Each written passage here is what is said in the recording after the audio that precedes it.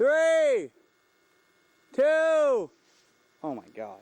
Yo, what's up? Hello, ladies and gentlemen. Welcome back to the program. The Airtime Podcast is presented by Van Shoes since 1966. There's nothing fake about it. Have something to believe in and be yourself. You know what I'm saying? All right, welcome back.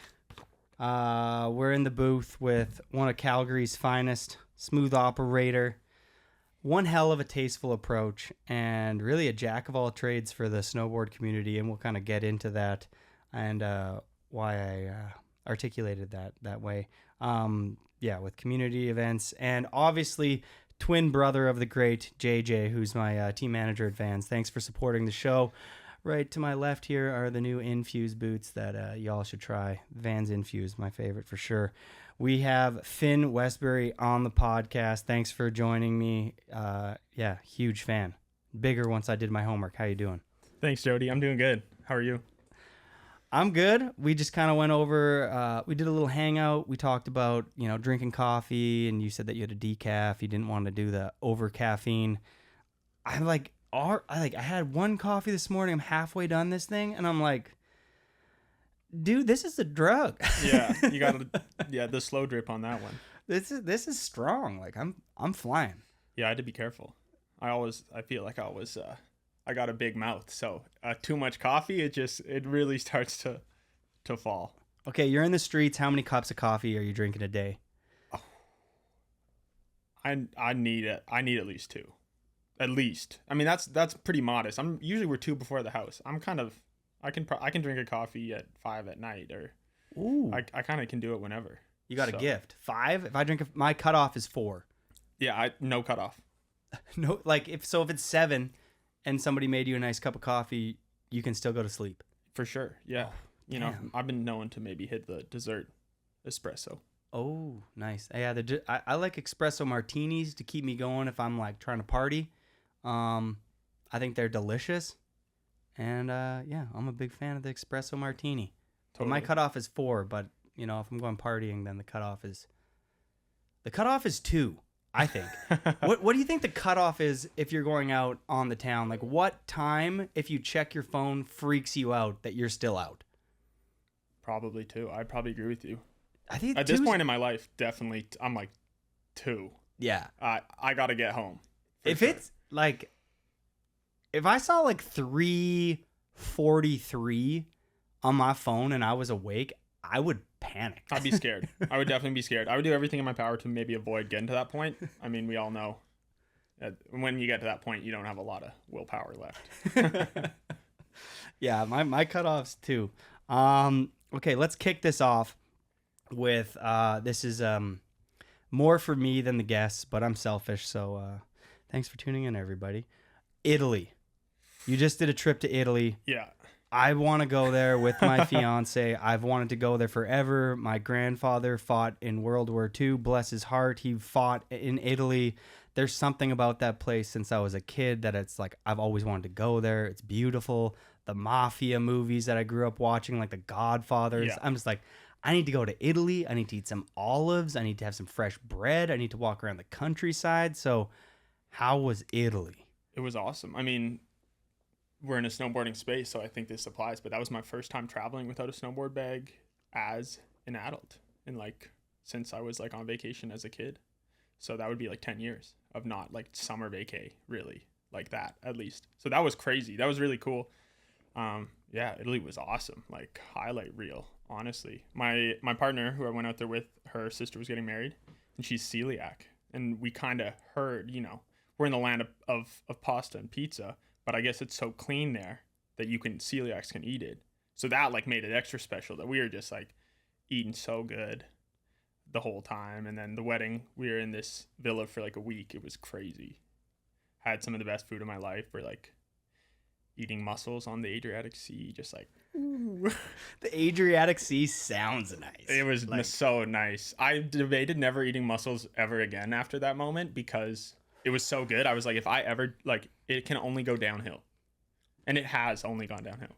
That's bad though, because like, what if you did that with like sex? You know what I mean? You had the best sex of your life, and you're like, I'm done, I'm out. Yeah, I mean, you're right. I guess maybe I should be more hopeful for the future. Yeah, I don't know. You're like back lip to kink, and homies are like, you ain't gonna do it better, Finn. You're like, I'm good. I ain't never touching the back lip again. I'm out. Maybe I have that maybe I did that somewhere in my history. Was there anything about Italy that let you down? No, nothing. It worked out pretty perfect even this year, because the video project I was filming was all with Europeans, and 2 of them are from Italy. So I kind of was like super plugged in. I had a whole winter of like, I'm picking up on like, okay, like what kind of food, like where should I go? So that was really helpful. You know, I could literally like, text these guys as I'm planning, be like, yo fellas, like what's up with this zone? What's up with this? How we doing? So they kind of helped us, I think, really nail it, which was cool. Who are those 2 homies? Sebi Springeth. Ooh, that guy's a boss. And then our filmer, Marco Morandi, he lives in Milan. Yeah. What was it like to film with Sebi?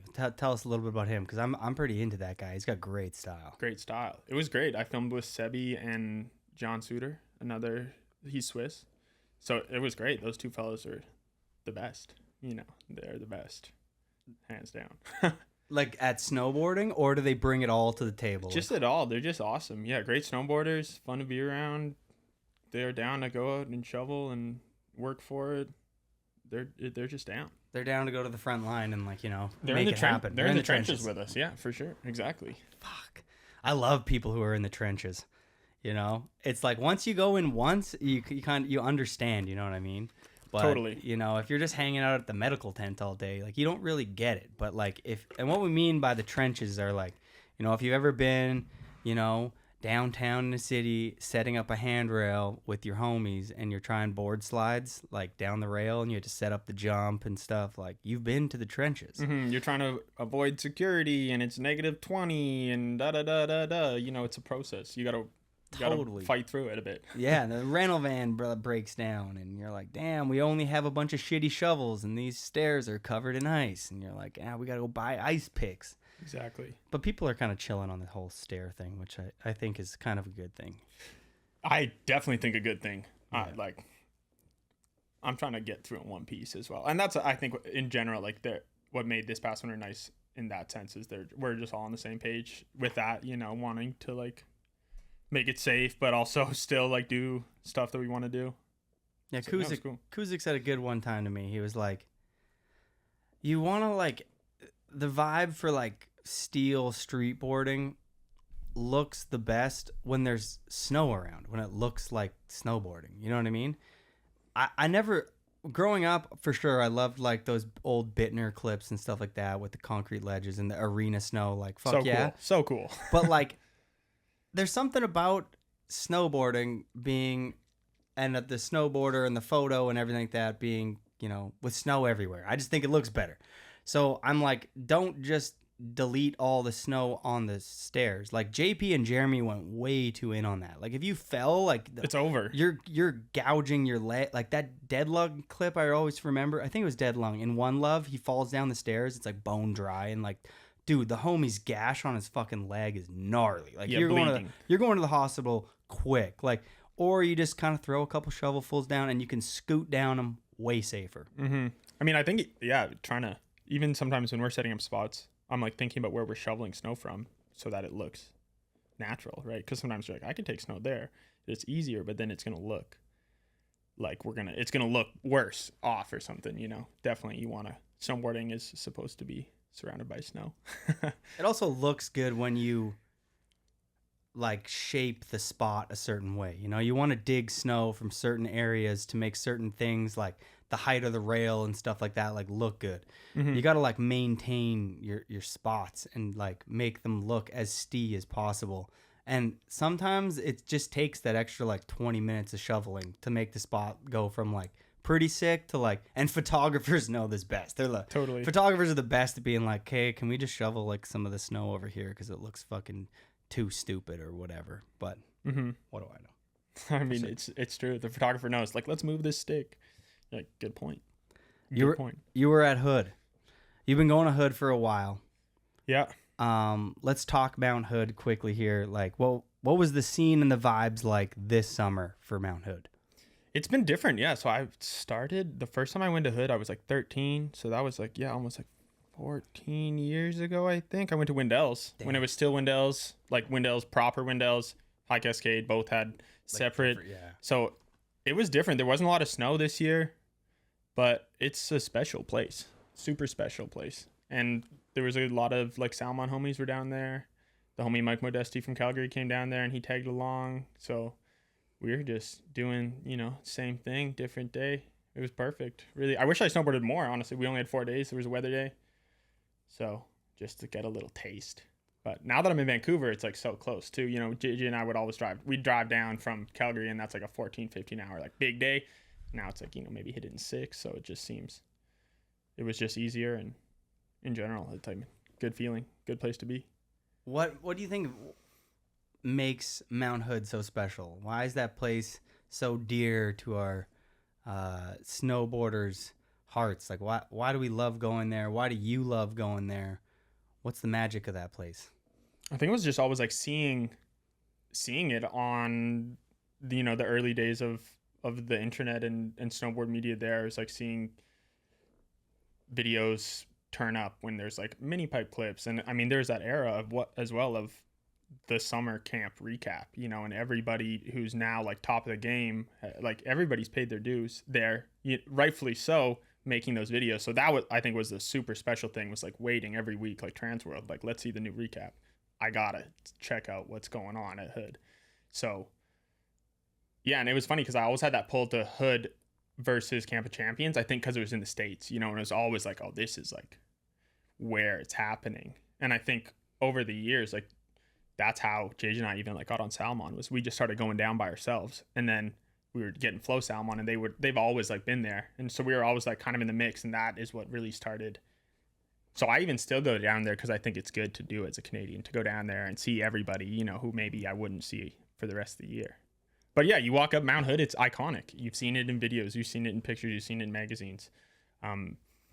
It's kind of looks the same, kind of feels the same, and that's unbelievably special. When I look at some of the greatest Canadian snowboarders of all time, and I look at their youth, I see almost all of them in those old edits. Yeah. I think that it would be easy.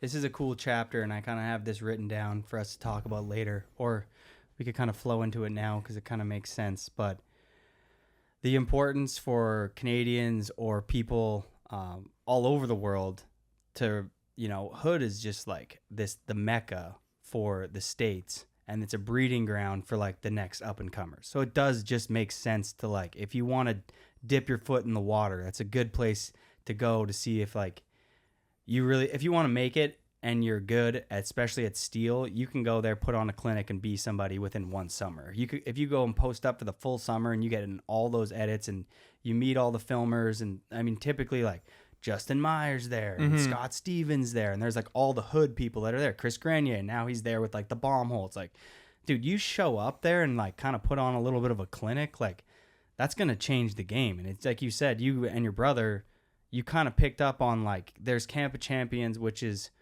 it was like European Canadian. And then you had, and like obviously a couple people from the States, but then Hood was just like Hood, where all of the American super pros would be. You and JJ picked up on that. You go on and you guys get on Solomon at the same time, or did one of you guys? Oh, it was always the same.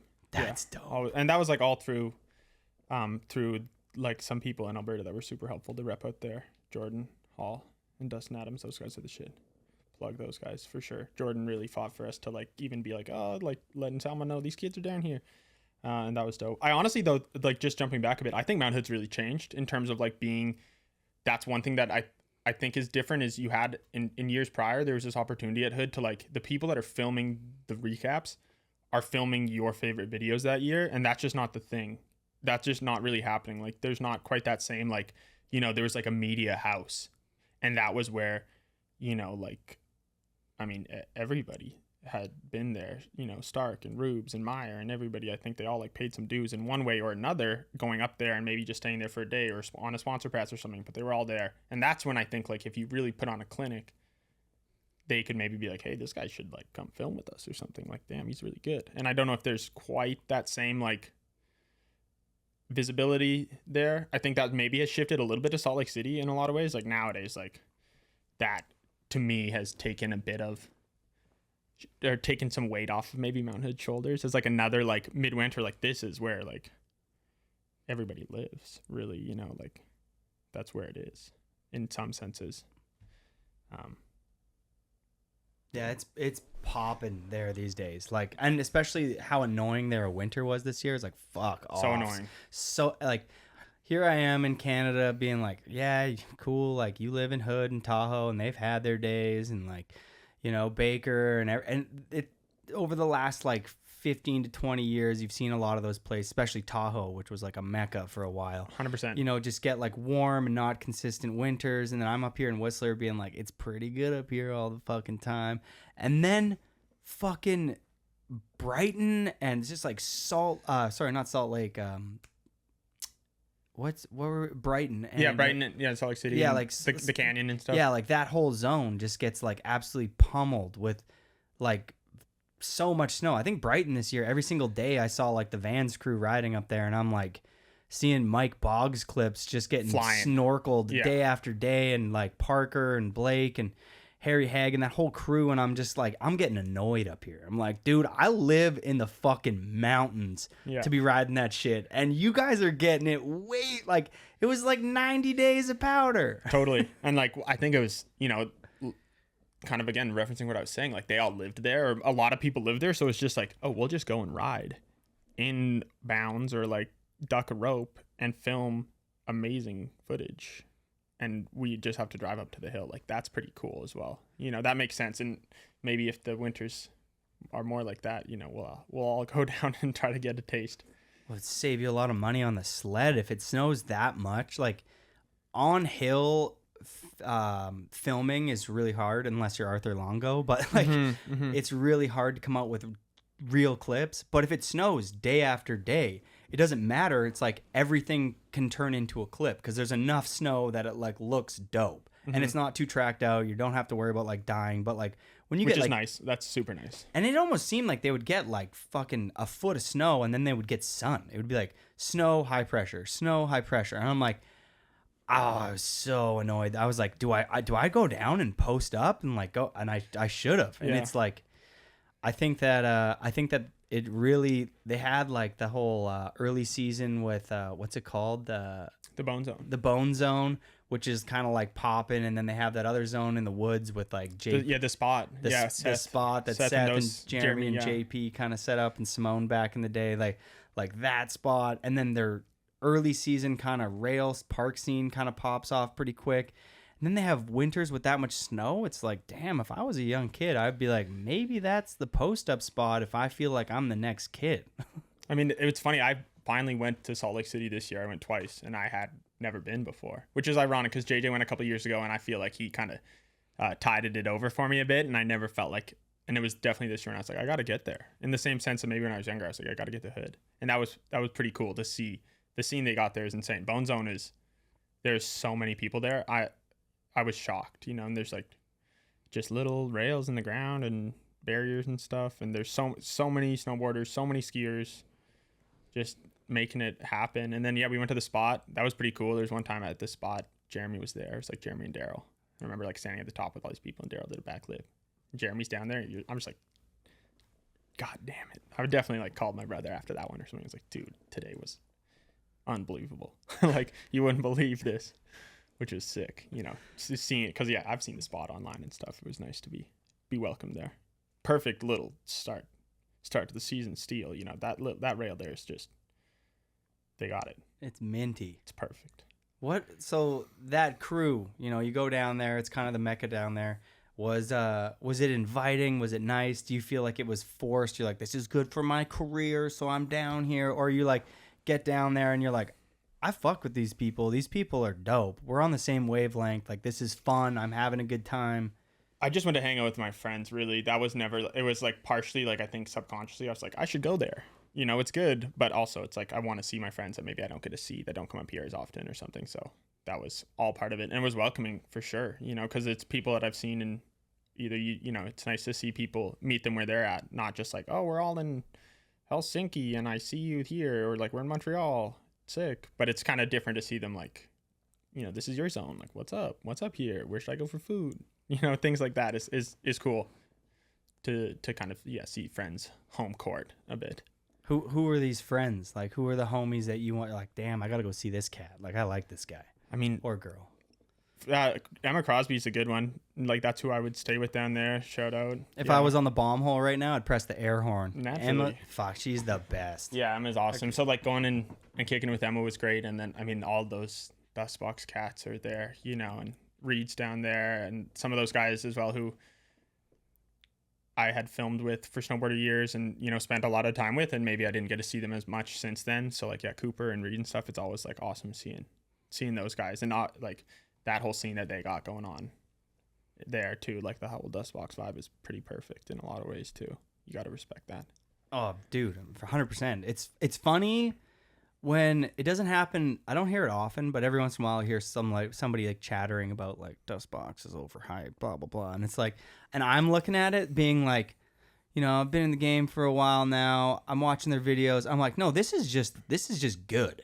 Like, these people are like, especially when you consider how much those homies are probably getting paid. Like, these dudes are putting out of pocket. They're filming legit shit. Their videos continually have gotten better. Mm-hmm. They're hitting bigger shit. Good trick selection, good kits. The songs and the editing are dope. Yeah. It feels like you can feel the friendship through the movie, which to me is so special. Like, if Dan rides away from a clip and all of his homies come and give him a hug, or like Noah gets a clip, you can really see in that, like, or like that Cooper. There's so many clips where like the homie lands and it's just like they are bombarded with like love. And I'm like, you can feel that. And I'm like, I fuck with that because that's my favorite part of it now. It used to be about chasing clips, but now it's about like being out there with a good group of people that are all kind of rooting for each other. Totally. And they're all in the same, they're all aligned pretty perfectly, in what they want to do and how they want it to look. And I think that also helps. But like all those kids, Robbie and stuff, they're amazing snowboarders and just like nice people. And they definitely, we were in Montreal and they were there. They drove up the Dust Box van and we were driving. We saw, I want to say it was like Noah and Peter or something. They were like on the side of the road walking with their snowboards. And it was just like, what are you guys like?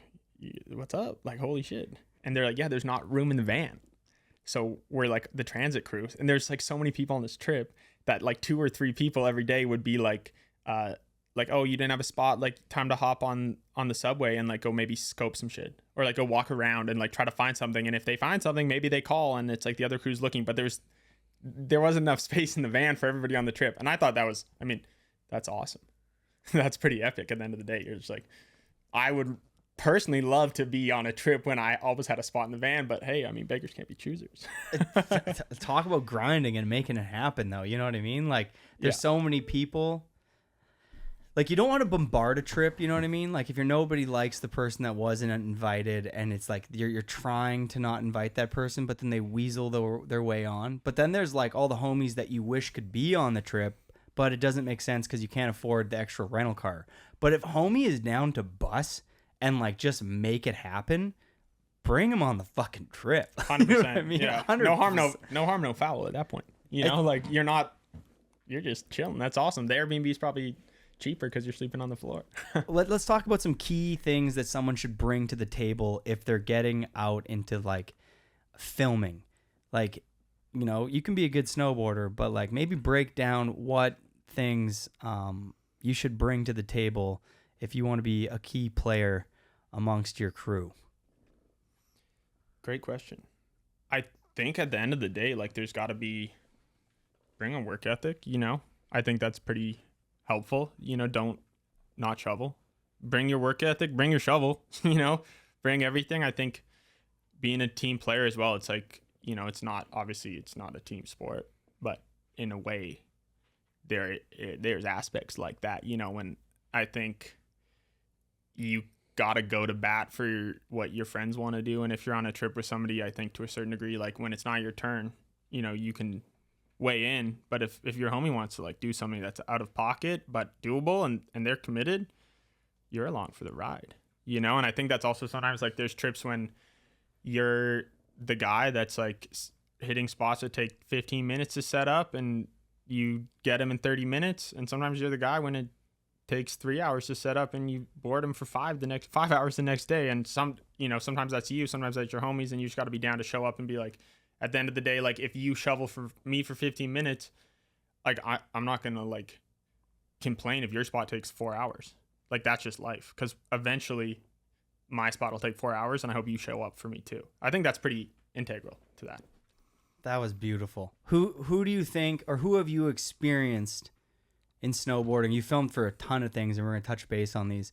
But like, you've been on snowboarder mag trips with up and comers. You filmed with like some legends. You filmed with some kids before. Is there anybody who really stands out to you as like, this homie shows up with the whole fucking tool bag, and like, I really like filming with this person because it's like they make it happen for not just themselves but for like everybody? Yeah, for sure. I mean, in recent years, John and Sevi are those guys for me this year. Like that's a good example right off the bat as they show up. But the person that really comes like fully straight to mind is Gregor Zed and like Magic Trick and shit. Like, and even the year after when we did View from Nowhere, King Snow, like me and him just work well together because it goes without saying. And I think of course, I don't need to say this, but my brother, he's the person I want on the session all the time, because, even he'll shovel harder than anybody else, no matter what. But yeah, like Gregor is great. And that's what I think the success of Magic Trick when we were COVID lockdown was partially because like me and Gregor and JJ who filmed it, and Matt Bryson, we were all like, let's shovel, and if he's got a truck with all the tools in it, and that's when me and JJ had the truck with all the tools in it, and it's like, oh, we got to drive 3 hours to a spot in the middle of nowhere. Like, yeah, like drive 5 minutes down the road, and like, we got to move something with your truck. Like, yeah, like let's get the ratchet straps and drag this dumpster out of the way or something, like shit like that. He's a good one. And that's something that I think like most of the people, I haven't had a lot of experiences of like filming with people that I really distaste. I think that's partially because I try to surround myself with like-minded people, and in some places like Snowboarder Mag, there's just not space for people to not be on the program, because like if you're not on the program, then somebody will say something like, yo, pick it up, like this isn't gonna work.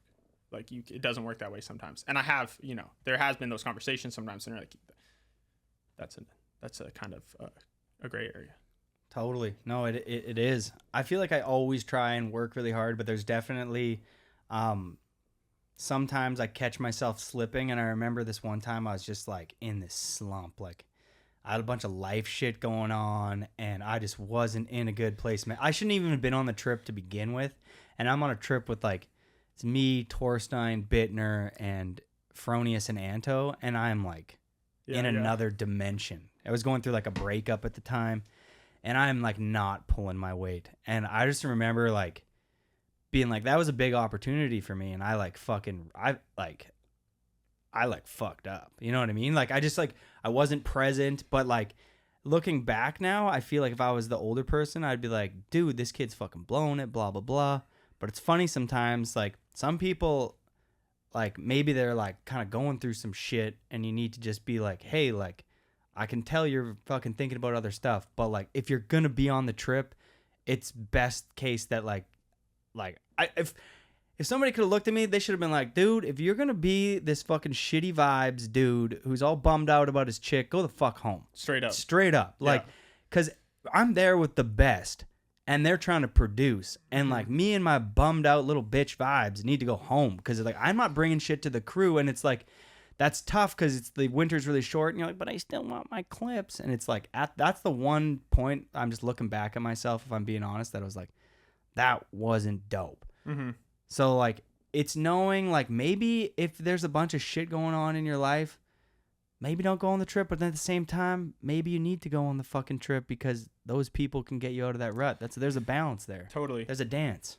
There is a dance. You got to do the dance. I think there's something to be said about like getting your mind off of things, and we've all been in situations, I think, when we've like been on a trip and real life happens, and that's, I think, a misconception, is at least something that I learned through snowboarding, is real life doesn't wait for you when you're on a trip, unfortunately. So there's something to be said about like that balance and trying to maybe work through it while you're still on the trip, or if you can't work through it there, then go home. And I think that's also, that's wise. It's valuable to recognize that. And I think there's something to be said as well about like people in situations like the older guy on the crew or whatever, like you got to also like nobody like is born and like, yeah, I know how to film a video part. This is easy. Yeah. You got to learn. And I definitely have a lot of gratitude for the people that I feel like I took some serious pointers from when I was really young, just starting to film.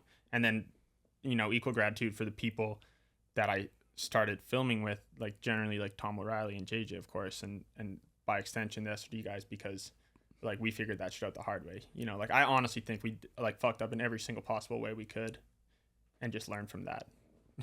Whether it's like breaking cameras or cars or driving, like doing stupid trips or whatever, like nobody was there at that time to tell us any differently. So we just learned the hard way. I feel like learning the hard way is sometimes the best, though. It's like then when those things happen again, you don't fuck them up the same. You know what I mean? It's like forgetting your passport one time. It's like you do that once, you're not going to fucking do it again. 100%. I lost my passport one time on a trip to Japan, and I left my bag open on the day that we were supposed to leave, and I decided to ride with my backcountry bag with my passport in it and lost my passport. Yeah. And you'll never do that again. And I'll never ride with my passport again in my pocket because it's just in Japan when it's fucking 40 centimeters deep. It's the dumbest thing I've ever done. Mm-hmm. But like, you make those mistakes and then you're not going to do them again. You're like, okay, like life is a consistent journey of just improving on yourself day in and day out. And like when I look at like who I was back in the day on these fucking rail trips to who I am now, I feel like I could almost pick up on that kid that was kind of in his head right now, being a mentor, mm-hmm. and be like help that person get out of it. But it is really nice when you're on a rail trip. For you have this beautiful thing, and we were talking about a dance, like this balance of like going on a rail trip, getting out of your head mentally so you can actually perform. You have a twin brother who probably can just see by your body language where you're kind of at. Maybe let's mm-hmm. touch on having like a twin brother and the pros and cons of that, and let's talk on JJ. Yeah, I mean, without giving JJ too much shine, I think I also got to shout out my twin sister as well. Oh, Yeah, I didn't know. I didn't know. I'm a triplet, so identical twin brother JJ, my guy, and then my twin sister Grace, my girl. They're the best. I love them both, and I think they both are involved in my snowboarding in a lot of ways. My sister is a legend for dealing with JJ and I in those early years, and when we were just taking our mom's minivan and leaving her high and dry, and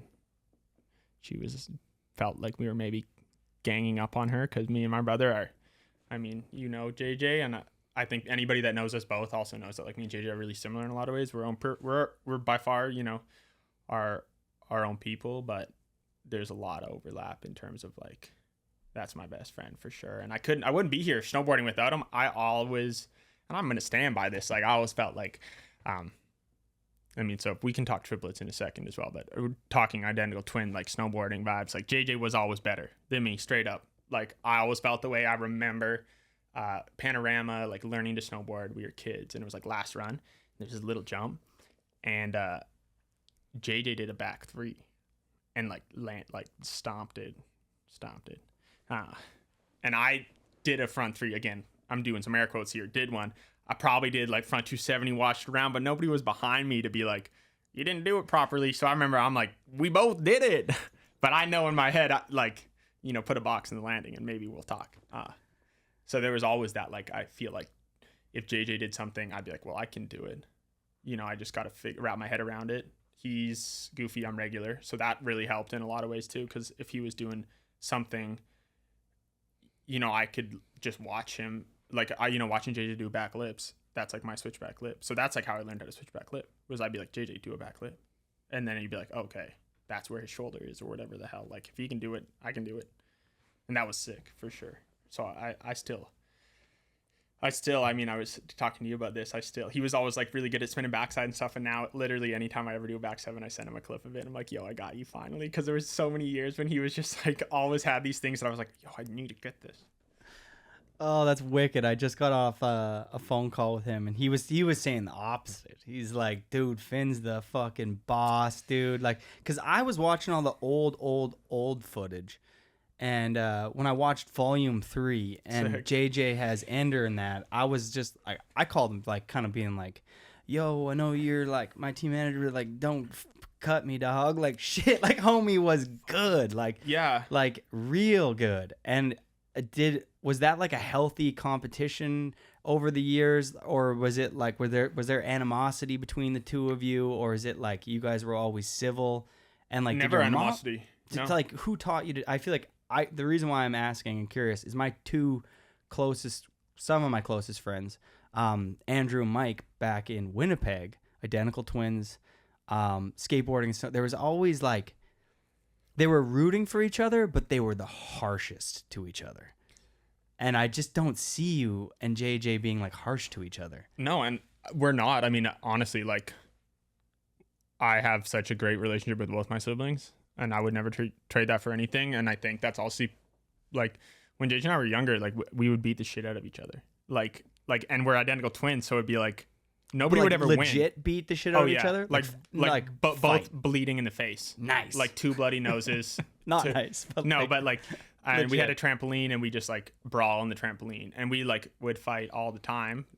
I don't even remember why or about what, and just like, I don't know, we're in Bragg Creek growing up, we're outside just like scrapping each other, and it got to the point, you know, we're hitting puberty, we're turning into young men, and we started to hit a little harder, and that was like literally when we kind of put that to sleep. You know, we still have our disagreements at times about stuff, you know, but now if anything, that's like tough love. And I think the relationship I have with my brother is like, yeah, you know, at the end of the day, it goes without saying that like he can be real with me and like say something kind of harsh if he needed to, and it wouldn't like, I would never take that to heart.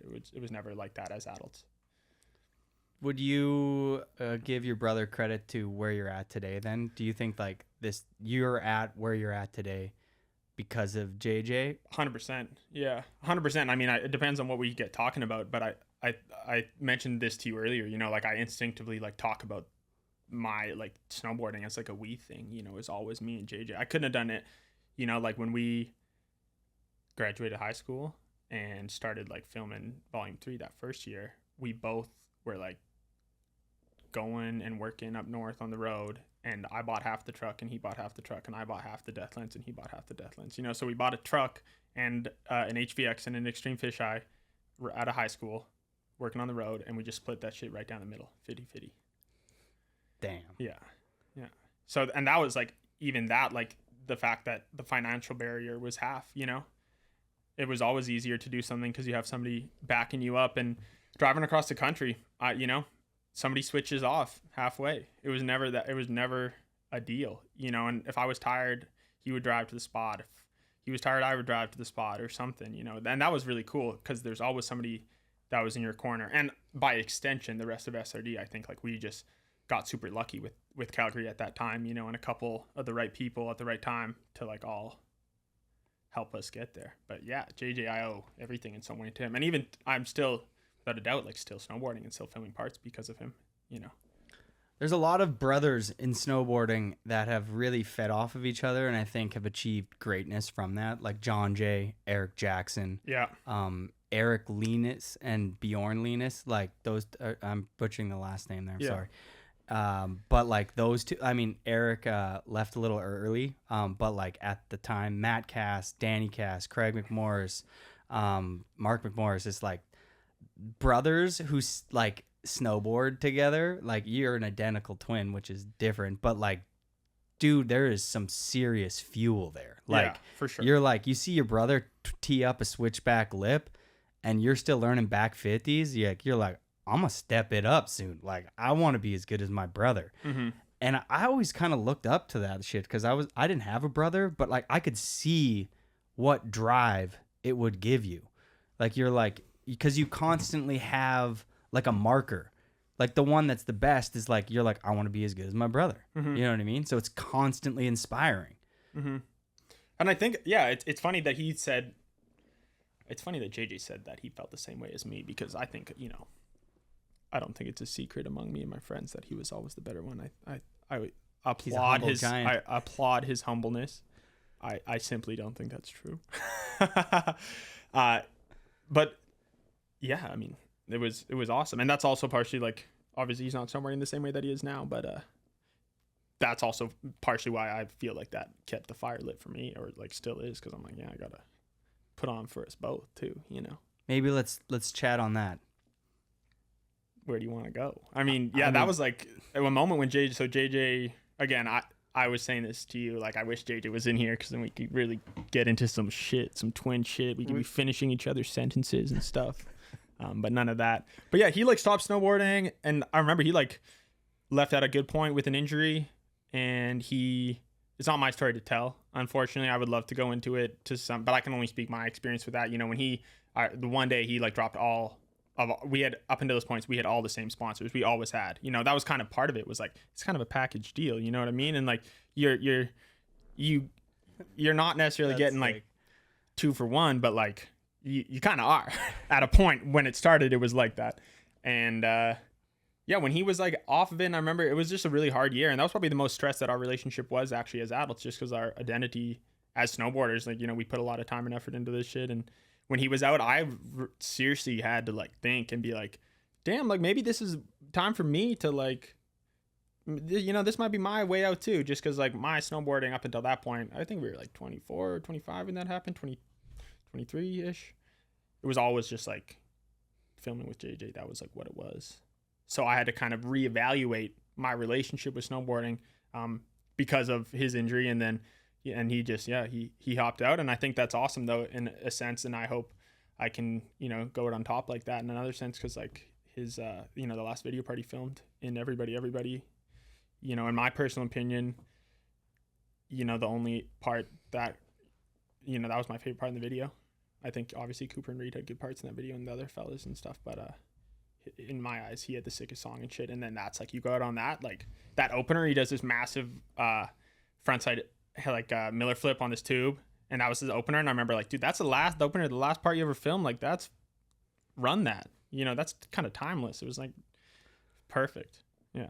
That's really sick that his last part was kind of on a bang. But like I mean, now he's the Vans Canadian team manager. He's still like heavily in the snowboard. We got scene. him back. Yeah, like we got him. He's filming. I mean, you do a lot of the editing for SRD, which is really sick that your brother now, who probably knows you so well, knows your bag of tricks so well, who's rooting for you, is filming you, and he's probably like, yo, like you should tee this up, like you got this. 100%. You know what I mean? And I have a couple of those friends that are like, they know, like I look at like Demo or like Rasman, 2 easy examples for me. But like those homies know my tricks. Yeah, they know what you got. They know what I got. Like, so I'll go on like my last steel trip I'm going on. It's like Demo's like, dude, tail 270 this. You got this. And I'm like, I was just thinking lip slide. And he's like, nah, dog. You got the tail 270. And I'm kind of like, damn. So if you got a brother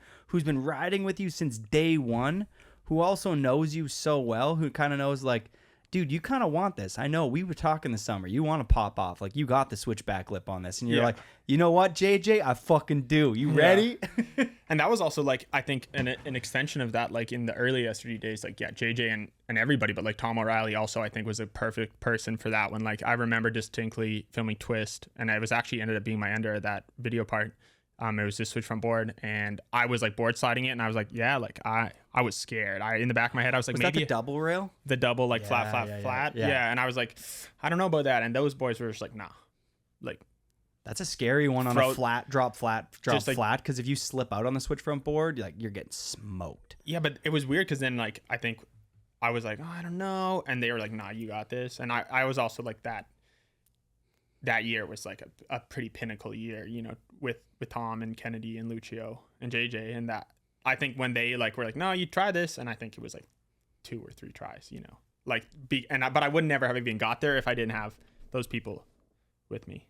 That was a twist. We're gonna go back to a couple other little bullet points that I've written out here, but yeah, Twist was on the list because I liked that movie a lot, and I just dude. When Lucio did that backtail 270, I remember being like, because Dope had just came out a couple years before on the down flat here. Oh yeah, and like I gotta say, I don't love that bottom left angle. It makes it look so short and stuff for whatever reason. But like, it's still sick. But like, if you watch the Dope angle, it's definitely the best angle for that rail. Because E-Man's nollie nose slide pretzel on that rail is like looks the top down angle on that. I've always wanted to film a clip like I know. on that thing. And when Lucio backtailed 270, that thing absolutely fucking perfect. I was like, I mean, lane back lipped it, right? Like, so it's like that's like let's speak on that. That's cool. He was always I miss Lucio so much. He's the man. He was. I got to do Mount Mountain's first project. I did like a month stint with those guys, or like a 3-week stint, and got to like post up with Lucio and got to like hang out with him. And it was really inspiring to see his like passion for boarding. Like I really like being around that. Like as I get older, my favorite thing about hanging out with the youth is seeing that same spark that I had. Like when your whole life is consumed about boarding. You know, you get home from the fucking rail trip, it's like you're watching boarding. Yeah. You're talking boarding, you're talking tricks, you're talking shit on other crews. You're like, fuck with this guy's all blown up and then I'm not getting shit and like I can't even get a free board. How much you're making money, fuck you. Like it's the best, dude. I knew Lucio when like in middle school actually. So Lucio's from Bray Creek as well. Which is where I grew up, just outside of Calgary. Lucio's from there. Manu Calvo is from Bray Creek, Redwood Meadows. And then most notably, I remember, so that's like, I remember, I've known Lucio and kind of grew close with him over the years. But he's always been kind of like, when he finds something, he's obsessive over it. And I just literally remember, like, he was big into paintball and stuff. And like, stuff like that, like painting Warhammer. And snowboarding took that over, and it was just like over for him. He had the worst Wi-Fi at his house, and he would spend hours just trying to load the video so that he could just watch it again and again. Or he would like go bring a computer into the city, load a bunch of videos on tabs simply so that he could watch them later. That's the best. Yeah. He's always stood out to me since like, the early days. He's always had like his own style. He's got crazy tricks. I didn't love when he was doing all those backtail pretzels because it looked like he would break his legs. But like, I was always like, this kid's got it. Like, I feel like he had one of the better backtail pretzels as well, though. I mean, it's a hard trick to do well, but I remember I think it was maybe in one of those first ones, there was that Edmonton Hertz rail. I think E-Man switch nose pressed it. Maybe that was Stathis. It was in early dope videos, and he backtail pretzeled that one. Oh, yeah. The red, like, tall drop one. That one was actually bolts. That was bolts. But I just don't like backtail pretzels. So I'm just not even going to fucking sit here and be like, I like that trick. I just remember being like, that was like his banger for a while. And like, when he's feeling it riding the park and he would pull it out, everyone would trip. I was like, I don't like backtail pretzels.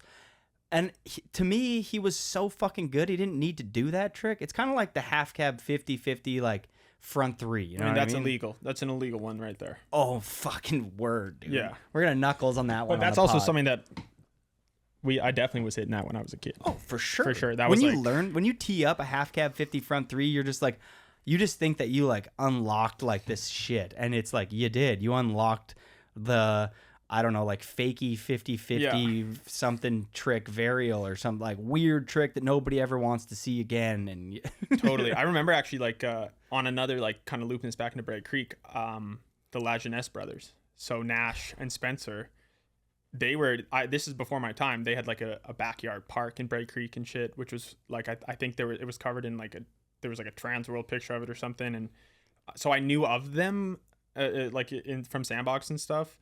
And I remember this video of Spencer doing a switch front 180 backside 3 on like the top of this bleacher. And I remember he was riding the first horoscope with like the blue and lime green base. And I was just like, whoa, that looked so cool. And that was like, both Jige and I were like, we need to learn how to do these like 180, 360s, crazy shit. And now it's funny to look back because you're like, you got to do that tastefully. You got to be real careful when you throw that one out there. But as a kid, it was just like, that was all day. I remember like, we couldn't press. There was never any pressing. It was all just like 180, 360. Yes. Like this is the shit. Okay. We got to do a deep dive here. You and your brother, we'll do a wee thing here, have a very, very tasteful approach to snowboarding, whether it's filming, photography, editing, riding, trick selection, like kits over the years, constantly adapting. Like I've been a big fan of watching the two of you unfold. Let's throw it back here to Calgary, young Finn and JJ. We'll do the duo again. Yeah, let's do it. But like like you said that you learned, like Spencer does the front 180, 50-50, 360. a couple years later, you're getting in the game, you start to realize like what's Steve and what's not. Who were those early inspirations for you that you're like, I want to look like that guy? And like, maybe let's talk on individual riders that really inspired you, and JJ, if you want to throw them in there. Of course. And early videos that really inspired, because your tasteful approach came from somewhere, and I want to know where. Damn. I mean, it's kind of all jumbled up, but I mean, the videos that were like impactful were like the forum videos. Forum that I remember was hitting. And all the way back then. Travis Sick. Kennedy, I'm true. You like that one that probably helped me get into rap music. I mean, also Grenier in the early VGs to Young Buck. Those are hugely influential. But it was in one of the forum videos when Stevie Bell boardsides Godzilla, the famous Calgary King Crail. And that was the first time that I remember like seeing something and you're like, oh my God, like I can see the hospital, like the Calgary hospital in the back. Like that's in Calgary. And that was a moment like watching these forum videos when you're like, oh, it's coming back. It's coming into my life. This is real life now. And Pat Moore does a front 270 on the COP, like up to down underneath the ski towers and shit. And you're like, oh my God, like I go to COP. I know about this spot. So I think that was like pretty influential in terms of like bringing that down to earth for us, being like, oh, well, we could like, when we turn 16, we could probably like hit this rail. But as for like riders themselves, I mean, obviously there's like the Calgary, let's Jed, of course, is a big one, and Jed and Jake and Lou and those guys. I think as I started to like see what was going on, I obviously really looked up to what they were all doing, the kind of spots and stuff. But we had some like the biggest inspiration, honestly, was like even some Alberta, like just like there's these homies in Edmonton that really showed us the ropes, and that they were doing their own thing as well. But like Dylan Vachon, Will Frazier, Dale Bailey, they were all teaching kind of all of us when we were super young, at least like how, like I remember hitting some of my first spots with those guys and stuff. And that was, I think, helpful. But in terms of like an inspiration sense, like obviously the Videograss videos were huge. That was one of the biggest ones. Videograss. Let's hold it there for a second. What the fuck is that? All right, you mentioned there Godzilla, Stevie Bell board slide. I actually still remember the teaser for the Forum movie coming out and Stevie Bell board sliding that rail, because at that point I had hit that with Jeeves the year before.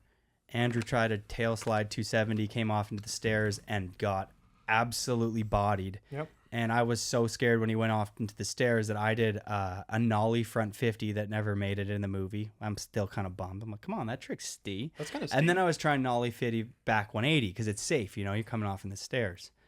You also had an experience on Godzilla. Oh, I came off on the stairs in Godzilla. Oh yeah. Oh yeah. Let's talk about this because, fuck, dude, it was hard to even watch that bail once I knew what you did. Yeah, it was a Boxing Day.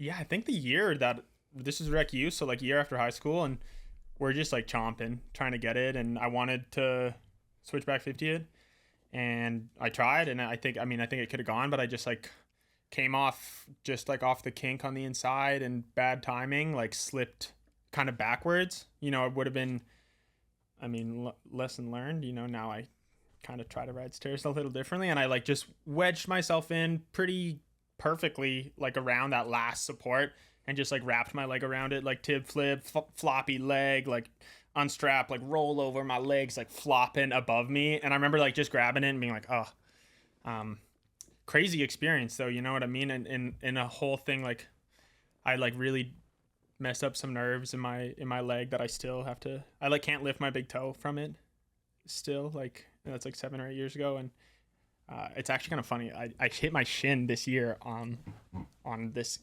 edge of this concrete edge, and it's still so swollen, like ballooned right where I broke it. It hurts so bad. But that was my first like kind of my first big injury, and definitely game changer in terms of like, holy fuck, can't really do a lot of these. You know what I mean? You kind of gotta play your cards right. But it was also a good one because at that point I was like, I either fold it and do something else, or I'm like, I'm in it, and I think I made the right choice.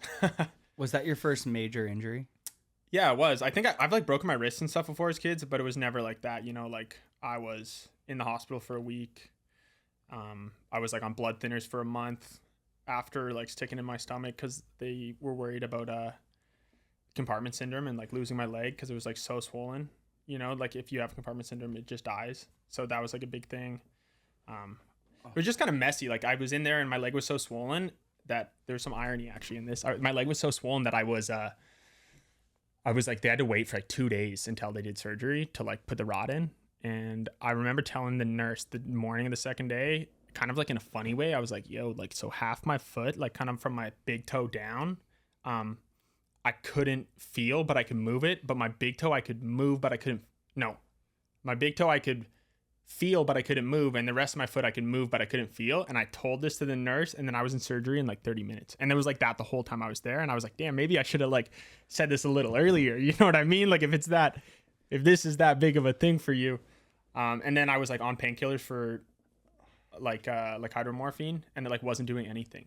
Like I feel like I kind of got robbed of that like morphine cloud. Like I never really got that because it was like nerve damage, and it literally felt like my leg was on fire, like kind of from my knee down. So that was a pretty crazy experience, but also like super grateful. I feel like that's when I had all that time to like, I think I did like an online editing course. You know, I had taken some like courses in high school like that, but that's where I think I did like a Premiere Pro course. And that's when I edited Rec Use that year. And that was, you know, the good far outweighs the bad.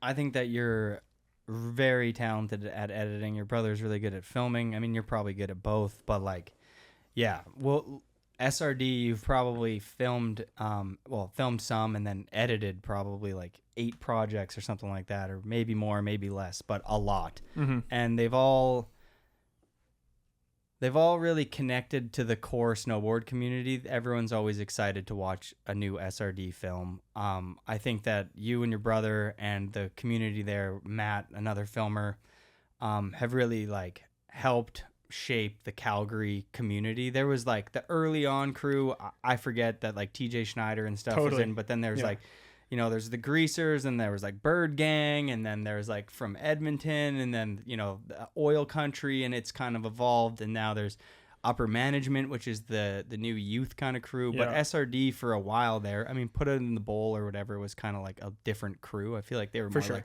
cam loops. They were loops, yeah. And then SRD was just holding it down for Calgary. So maybe let's talk on why you came up with SRD, who's in the crew, and talk a little bit about that.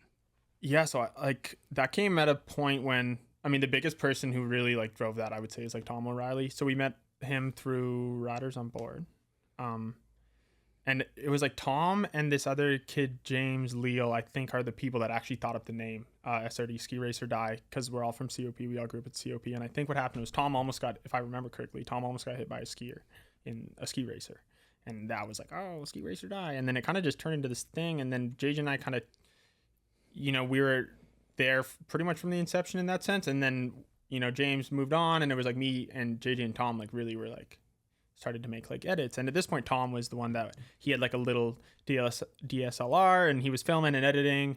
And that, like when we were like 16, you know, we filmed, it was like before Volume 3, we did SRD Sucks, and then SRD Still Sucks. And now we're like online, like Vimeo shit. And Tom edited that.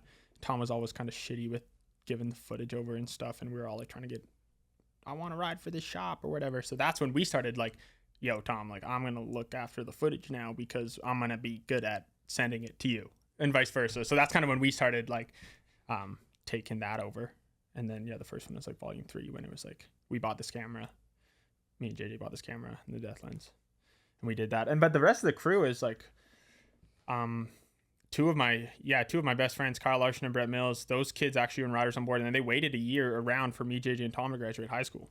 And they just did the club for a year, kind of like chilling and working, saving money. So because they knew that like when these 3 are done, like we're going to travel, we're going to like go to Minnesota, and we're going to go to Quebec, and we're going to film this fucking video, because those are the 2 places that we saw in like Videographs videos, you know. And that was like, that was it. That was the plan. And then, yeah, Jack Lawrence came in, Josh Powell from up Edmonton. We had a little bit of everybody. He was mad gifted. Of course, Lucio and Kennedy came into the mix later on. It's hard. I mean, JJ and I've been like talking and thinking about SRD a lot there. There's a lot of people involved. I only scratched the surface there, I feel like, but those are the main ones. How important do you think it is to not sit around and wait for things to happen? You know what I mean? I feel like there's a lot of kids these days that maybe have the talent, whether it's filming, photography, snowboarding, whatever it is, and they're waiting for like this magical door to open, and then they'll start, you know, filming, or they'll start like, it seems to me that a lot of people who make it in this world doing whatever are just proactive people. Like, you don't have a video to film for in Calgary, let's make a crew. Then they're like, all right, we all like snowboarding. We're a like-minded group of friends. Let's create something and not just sit around and wait for, like, you know, when I was a kid, everybody, it seemed like, would just wait in Canada to get the call to either, you either go up to the major leagues, which never happens, but then you just wait for the call for Sandbox. Yeah. And it seemed like there was like almost like a lull in people just making their own shit. And SRD made like a lane and helped shape not only your career and JJ's career. I mean, there's a lot of people in there that got onto, like, you know, AM teams of big companies and stuff like that. And if you look at Kennidi Deck, for example, like, she's like the protege female that comes out of Calgary, and she's like legend pro model with K2 and Vans now, and huge. And you guys have shaped and curated like such a rad, unique space with SRD over the years. It's been really inspiring to see. And so back to the question, I kind of went on a little bit of a tangent there, but like, yeah. So what do you think, and like, about people just kind of waiting around, you know, like, and making that magic happen for yourself? I'm sure you can attest that there's a lot of win from that, and not just waiting for like Justin Meyer to call you to be in VG and actually being like, let's fucking make this movie. Yeah, I think partially, like, as I get older, I can look back and really understand that, like, we got pretty lucky in sense of like the right place, right time, you know, with people like Tom and the rest of SRD. Like, there happened to be strength in numbers at that point. That was really good fortune, you know, because there are people that want it and they want to do things happen, but you know this too, like, you can't go out and film alone at the end of the day. But I think like finding a crew and stuff that's how you do it. And I mean, for us at least, like, we literally started making videos because under the assumption, and safe assumption, you know, it's like, we'll never be in a Videograss movie. Like, this is so, that was what we watched, and that's what we liked and what we wanted to be. That's like, we were all like, that's up here. That's where you want to go, is like, if you can film a VG video, that's, you got it. And so that was never even a possibility. So we just were like, we're just going to buy the camera that these guys are all filming with, and DM Joe Carlino or somebody with an HVX. I think I did DM Joe on early Instagram and like get his settings that they were using. They like the industry, and just like to pretty much like bite that and just do what they were doing, and like, oh, this is how you go, and like going to their spots, like, where are these spots that are in these videos? And that was the first ones, like, literally like going and like sending people that we met, like our small connections that we had when we were 18, like sending them pictures of spots and being like, yo, you got the pin to this? Like, there was no new spot interest. You know, we wanted to go to spots that we had seen to try to like emulate that. It was all about emulating that and like trying to get that experience for ourselves, for sure. So, and at that point, like, we, again, kind of where you're going, like, we were like, we're never going to get this. So like, we can't just wait around. Like, we're just going to start doing this and like putting them out. And it was cool. I mean, we had some nice little support in the city, and obviously our parents were supportive, and we rode for this little shop in Cochrane called Shreds, and Sam Stewart there, the owner, was always like down to give us $400 to premiere the video at a real theater. So we did the first ones were always premiered it at this little shithawk theater in Calgary. So sick. Yeah, which was awesome. Yeah. Let's talk about premieres for just a second, and like, maybe like one of the most notable premieres that you've ever been to.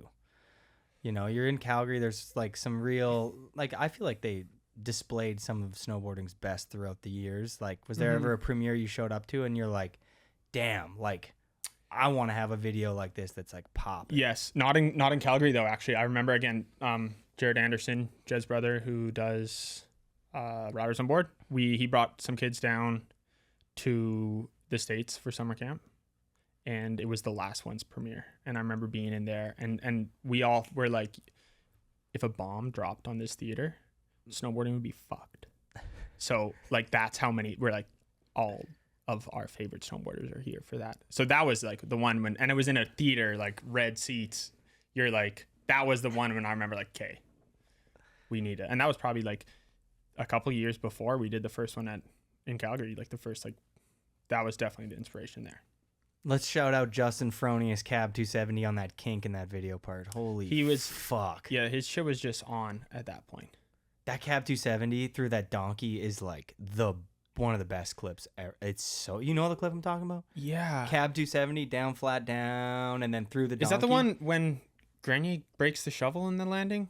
Because he had a couple ones when he did a couple cab. I know he had a couple ones a couple years in a row where he did Cab 270s through kink rails. If you knew the Cab 270 I was thinking of, you would be like, I fucking yeah. I'm thinking of one. I just don't know if it's in the last ones. I might be in the next one. Oh, maybe I'm right. Or maybe you're right. Sorry. No, because I know one when he does this fucked up Cab 270 I thought it to was regular, the last ones. and Grenier smashes a shovel in the landing. I mean, yeah, that's the one. I think it's in the one after that. But hey, I have no idea. We need to fact check this. It's one of the, but I think if I know that one, that's right. I also, for what it's worth, he does like a couple years, and let's talk. I want to just quickly go off on something that I like, and that is in video parts where people they're building on something, and I think Fronius with a Cap 2 is a really good one when, you know, he would have one in his part, and it would always be bigger and bigger, and, you know, like with Grenier and switchback lips and switch from boards, he always like had a switchback lip on a kink and a double backflip actually, and those for like he was always on like a bigger rail or a bigger jump or something, so it's easy to like, I understand. There's this like kind of this history of a trick and a person doing it that builds to this point, and it's hard to always track down when it is. Oh, I always pull out the staples here, you know, like you have these riders who are the best at specific tricks, you know. I always say this, but it's an easy one for me, but like Andrew Reynolds, frontside flip. You're like, you want to see that. Brian Herman, hard flip. You just want to see it. Mm-hmm. And then you got like Jed. You just want to see him do a back 270 onto anything because he has the best takeoff ever. Or Mark Sollers, front 3 Indy, or E-Man, back tail. It's like, there's so many people that have these like specific tricks that go with their names. Who doesn't want to see Chris Grenier do another switchback lip? You know, 100%. Or like Lane with a switchback 5.0 or something. Yeah. Like, you know, Grenier's switchback lip on that one kink was so sick. Yeah. It might have touched a hand, I think, and maybe he picked himself apart. But I was kind of like, that kind of made me like it because it's like, dude, you're switchback lipping a kink and you had to do what you had to do to survive. And I love small flaws that are like, you know, there's a way to have a trick not perfect that makes it look dope. I mean, it's funny because like that's what I like in other people's snowboarding, and I know like Chris is a good example of somebody who like, especially when he does switchback lips to regs, he like hunches over, and I think that's so sick. And yeah, maybe the hand gets close to the rail, it's all good. You know what I mean? I'm not here to lay judgment on that. Oh, I'm judging, but like it's sometimes you can pull it off and sometimes you can't. And in Chris's case, I felt like he could pull it off for sure. And I guess that's what I'm saying. It's like that, like hunched over steez or two is like, that's sick. And it doesn't really like, you know, some people also like their hands just when they're snowboarding stay close to their feet or to something too. You know what I mean? Like that's just sometimes how it is. But yeah, I don't know where we're taking that one, but yeah, like that whole like progression in video parts is really great. Who do you think has one of the most tasteful approaches? Maybe not even the best, but like you just love the way that they go about filming video parts. You're like, ooh, I like what this guy's doing. I mean, this is like the three that come to mind are Jed and Jake and Lou, you know? That trio is pretty unbeatable. I mean, it's one of those ones when you can't knock that, you know. And I think especially like as I get older, and I've had the experience, like so fortunate to be able to have been at a spot with those at different times. Like the first time I ever was at a spot with Lou for Beacon changed the way I looked at spots in snowboarding. It was his second last trick, I believe, the backside wall ride. Like it's his backside wall ride, massive drop on this dam to this little thing, and that was like. We shoveled for the day before, and you take this big path, and the way his approach, like if I get hurt, like I might blow my knee, that's like what would happen. This is how you're getting me out. This is who you're calling. Here's my truck. Here's the wire cutters. I want you to snip the wires and drag me out of here. And then we put in so much work shoveling. And it was just like, whoa, so this is like the process, you know, this is how it goes. And then years later, even like, I really appreciate, you know, the way Jed's doing it. Like as much as, you know, that last interview that he put out or something, the people were like hating on that. Like that guy's a professional. You can't hate on that, you know? And that's, we went on a really sick trip to Toronto for super glue, and seeing the way that he, you know, he knows, and that's valuable. And that's another one for me. And even like just film, like this year I went and filmed a couple clips with, like, me and Jake were just like filming each other in the snow, and that was like, damn, this is cool. I'm going to throw it back to that Jed thing, because I've heard people kind of talk shit on that, and I'm totally aligned with you. It's like, homie knows. Like, he doesn't have to, he's not going to say it. He's not cocky. He knows he's one of the greatest snowboarders to ever strap in, and his snowboarding is valuable, and he does deserve to get paid. And it's like, yeah, whether you like it or not. Yeah. Like, you know, like, you can hate on that. It's like, oh, he doesn't do this the way you want it to or whatever. It's just like, if I was a brand, it's like, does Jed Anderson inspire every single person to want to go snowboard? Like, Jed looks, and he looks, the way he rides his snowboarding or his snowboard is maybe one of my favorite looks. Mm-hmm. He constantly adapts year after year, his kits, the way he spots, everything. It's like, the fact that some people are like, oh, like, but when I'm out here filming and I'm not getting paid and I'm still doing it year after year. It's like, dude, Jed was on the Forum 8 on the AM team. Yeah. Like, people forget that he's been like one of the greats. So it's like, you're talking to like somebody that's like a Wayne Gretzky level. It's like, yeah, I'm not going to play in the NHL because there's risks to it if I'm not getting paid. Like, homie does 100%. Like, he's back to 70ing onto like huge kinks. It's like, when you're doing tricks that hard, it's like, yeah, cop him some fucking money. Totally. And I think it's also like, even those three names that I just dropped, you know, it's like, those aren't even people that, you know, I draw a lot of inspiration from them, because like, I don't feel like I'm not in the same league, you know, at all. So it's like one of those ones when it's easy to draw inspiration and be like, that's how you do it, because like, that's how you do it. Yeah. You know what I mean? It's like, it's not a rocket science. You and me sitting here right now, we're students. Those are the fucking grandmasters. I stay a student to the game forever. You know, and that's also, I think, yeah. I think Jed and Lewif are slightly like, Kuzik is in that league, but to me... But you say that as somebody that grew up with him, so I'm going to shut that down right away. You know what I mean? Whatever you're going to say there, it doesn't check. To me, I almost put Jed first in that crew.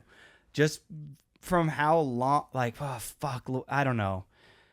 But it's like that crew for me, about people that also like inspire my snowboarding, you know, it's like, looking in a Canadian sense, like Lane's up there for me as well, you know, which is ironic given the circumstance of like the other side of the financial spectrum, you know, but yeah. Like, that's another person that like, I watch those parts, and he like, huge factor behind like why, like, I want to film a switchback 5.0. I want to learn how to do a switch nose press, switchback 50, whatever shit like that, you know, that is also really impactful. And the way that he kind of like came about it is also inspiring in some other ways, if not just to like, for those of us who aren't at that, or will maybe never be in that caliber, or maybe we'll never feel like we're in that way, to just understand like, yo, this guy's kind of doing it for the love, but also like, you know, is there. I want to kind of go back there. It's just like, I was playing hardball with that top three. Yeah. I'm not saying that Jake shouldn't be like he's in the greats, but like, when I look at that category, I might go Jed, Lewif, Jake, but then I don't know, maybe Lewif and Jake are tied. It's for hard me it's hard to like place it in, you know, when I say those three, I'm not like, they're not like, let's talk like, how would we line them up in terms? You can't. Okay, I'm gonna go Jed, and then maybe JP Walker, like maybe up there, and then fuck, dude, I'd have to put E-Man up there just because I saw it live. Yeah. And it's like, people who haven't ridden with E-Man, I don't like, his video parts will never amount to how good and talented he was. Like, riding with him day in and day out, which you probably have your own homie at COP that you saw ride day in and day out. It's like, if people documented him till this day, it's like, there's so many tricks I see him do day in and day out that it's like, there's not a big group of people that can do like a nollie full cab over a 4-foot fence, and he does that every day, and he can do it nollie back one, nollie full cab, fakie full cab, and then he rides down and he's just like switch back 9 the jump, and it's like it's perfect. His takeoff's perfect, his landing's perfect, his kit's perfect. I'm like, so like I gotta throw E-Man in that group, and then I'm like Keegan Valeka, dude, is like. But then there's all these micro people that were so inspirational. It's tough. It's tough. It's also interesting. I feel like, I know, at least in my snowboarding, like that dope influence is also like very, very strong too, for sure. And like, you know, trying to do like full cabs or like nollie front 360s over the slow sign. You know, that's it. You're in the head. You're like, I'm gonna go E-Man on this shit right as you're pulling up. You know, every single time, no matter what. And that's just, I think, the era that I grew up in as well, was like seeing those dope videos was like that was happening. Seeing Jed, Jake, and Lou kind of on the other side of it, that's happening too, you know. So I think there's definitely good mix of, at least I grew up in a pretty epic time of inspiration. And I still reference that inspiration to the day. Yeah, those are some fucking banging names. For now, it's like who inspires? Who do you think's moving that needle now? Like, okay, like not that group, because that's an era before. Like now, whose parts am I like? Who do you think right now, other than Jed and Loif and Kuzik, who are still going? Yeah, those that are like, still but like, strong. who's the up and comers that you think might kind of over the next 5 years be like in that category if they keep on doing what they're doing? Tommy, probably. I was just, you know, like, like, he was at the top of the list for me, for sure. Nice. I would say Tommy and Spencer are two of those when I'm like, damn, Chomp and Cole. Oh, I was gonna say Cole up there. I mean, feel in terms like Cole's of like longer, underrated.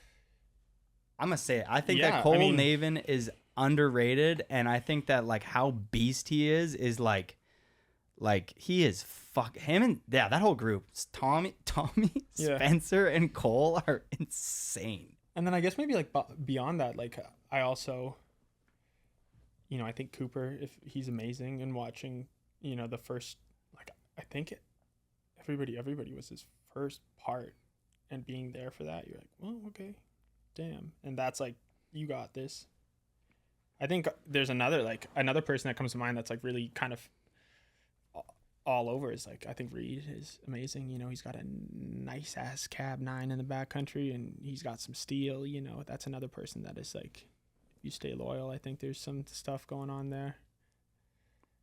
But that's kind of American. I mean, let's bring it back home. Who do we got? You know, it's Marty. I feel like is like, if Marty, fuck. Dude, I mean, the Mountain videos as a whole, like all those guys are some of my favorites. You know what I mean? This year, when we were filming, every single day we listened to Nick Elliott's part song. Every single day. Shout out to Nick Elliott. Maybe twice a day. Like, I'm not kidding. Every day, because we were like, get in the car, let's spin this sucker. Like, yeah. Yeah, we have a fucking wicked ass crew here in this. Like when I think of that whole crew, like Coulter, Cody 69, Nick Elliott, Demo, Marty, Franks, like that whole crew. When I'm with all of them, I'm like, it makes me re-fall in love with snowboarding every time, because they all have a different approach, a different taste, and it's all something that I like draw like a lot of like when I'm riding around the mountain, Cody 69's just doing shifties. Yeah. I'm like, fuck, this kid's the best. I mean, like, best like front side shift. yeah, he's definitely drawn a lot of inspiration from like Jamie Lynn and Brian Iguchi, 1993 West Makepeace, like Yeah, for sure. big time. Get him in a mini pipe. Let's talk on here. We'll kind of skip. We touched on Twist there, but you went to Super Park. What was that like? Were the vibes good? Super Park was kind of at the end of its lifespan, you could say. Could you feel it there? Did you even know? Were the jumps crazy? How was your Super Park experience? Yeah, Super Park was crazy. I think it was cool. There was time there where we were young, and I think, I don't know how, maybe we were just like sending in videos to them or something, but like always, I think like Pat would invite us, kind of knowing that like we're not here to show up and hit the big jump. And that was cool to maybe felt like there was that space being made for us to come to, to Super Park. And then I'm drawing a blank. There's a kid one, or like the young. Oh, the launch. The launch. We did a couple launches. I think we did a few launches and then one or two super parks. The setup was crazy, you know, but like really good big jumps, great jumps. I think there was one year when I went there where, like, it was like maybe the year after I hurt my leg, and I was like, my leg was just like not doing that good at that point. And I was like, yeah, I'm not hitting the jumps, but you know, it's still like chilling and never felt any pressure to like hit them. But it was fun. We cruised around. We did the thing. That was crazy. I mean, especially like, granted, Super Park used to be, you know, at Lake Louise, and I saw that footage and I saw that shit, and that was insane. So to get to go to Super Park eventually is like, yeah. Do you remember who was like maybe a standout that year? Do you remember watching some people blast off some shit and you're like, that's fucking sick? I mean, I don't know where to start. The classic usual suspects, you know what I mean? Like Sage and those guys. Haldor did some stupid, crazy shit on the big jump. And then I remember more distinctly than any snowboarding highlights was there was like the Super Park after party. He tears down the chandelier. And I don't know how. I think at one point somebody was on the aux after the chandelier came down as we were getting kicked out. That was the most memorable part when I was like this, just like being a kid kind of, and being like, I can't believe they just ripped off the chandelier in this like bar. So that was more memorable than.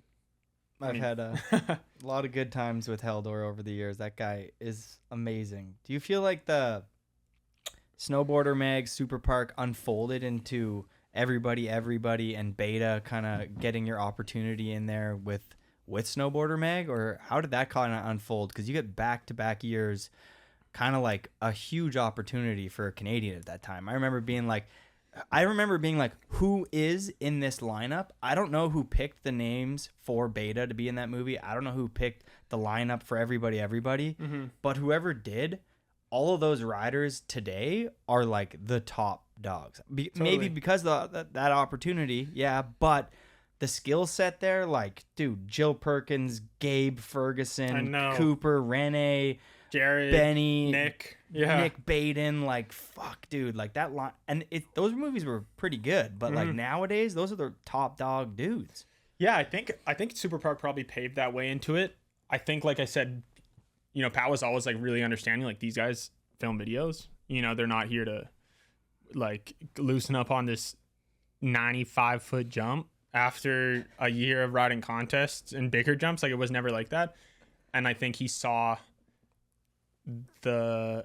what we made without help. And I think that's what it was also like for Beta. I think, you know, I think that was an opportunity that arose for both JJ and I. Obviously, JJ was injured at that year, and that's when he was in Victoria and wasn't snowboarding. But Beta was like something that, you know, they're like, okay, they can snowboard like this, you know, they can keep up, but they also know what it's like to film video parts more so than these other guys. Like, this is like, there was a while there when I think I would say this to Reed was like, oh, would this be cool? And I'm like, man, if you do it good, yes.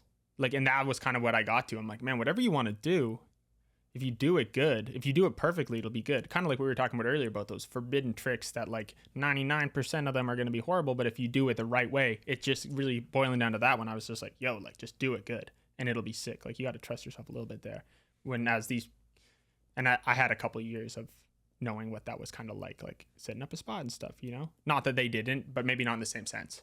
But I remember Pat calling me. I was at COP and I was like, no way. I remember sitting at the top and it was like sunny out, early season, like kind of a spring day, but in December, Chinook in Alberta probably. And tripping out, like, no way. It was crazy. Just his voice must have been sick. Like, hearing when Pat calls me to this day, and I get on the phone with fucking Pat Bridges, I'm like, I have so much respect for Pat. He doesn't know this, but like lots of young kids in the early, well, I don't know, like 2008 era, 2007, when he invited me to go to Super Park. Shout outs to Kevin Griffin for getting me in there. But I remember like being like, that was just talking to him and then being invited to his event. And then those were so big for me and my friends. And it's like, I could sense that he loved snowboarding as much as I do. And like till this day, like, he just loved, he's so about it. Mm-hmm. We had some long-winded calls for sure when I was always really nervous to talk to him, but we definitely had we got into it for sure. And yeah, he loves it. And shout out. I mean, that was a crazy opportunity. Shout out Bridges. I think like honestly, the craziest thing for me probably was the only Canadian that I'd really seen film something like that was Dylan. And I like looked up to Dylan so much because he was like that age when it was like, you're just like our age, you know? And he like had done it. And that was like the last time. I think that was SFD. He had the salt and pepper part or something. And I was just like, whoa, that's so crazy that I get this opportunity that this guy had. Something like that, you know, that was super bonkers. And I still like, I mean, you know, the imposter syndrome there was super real.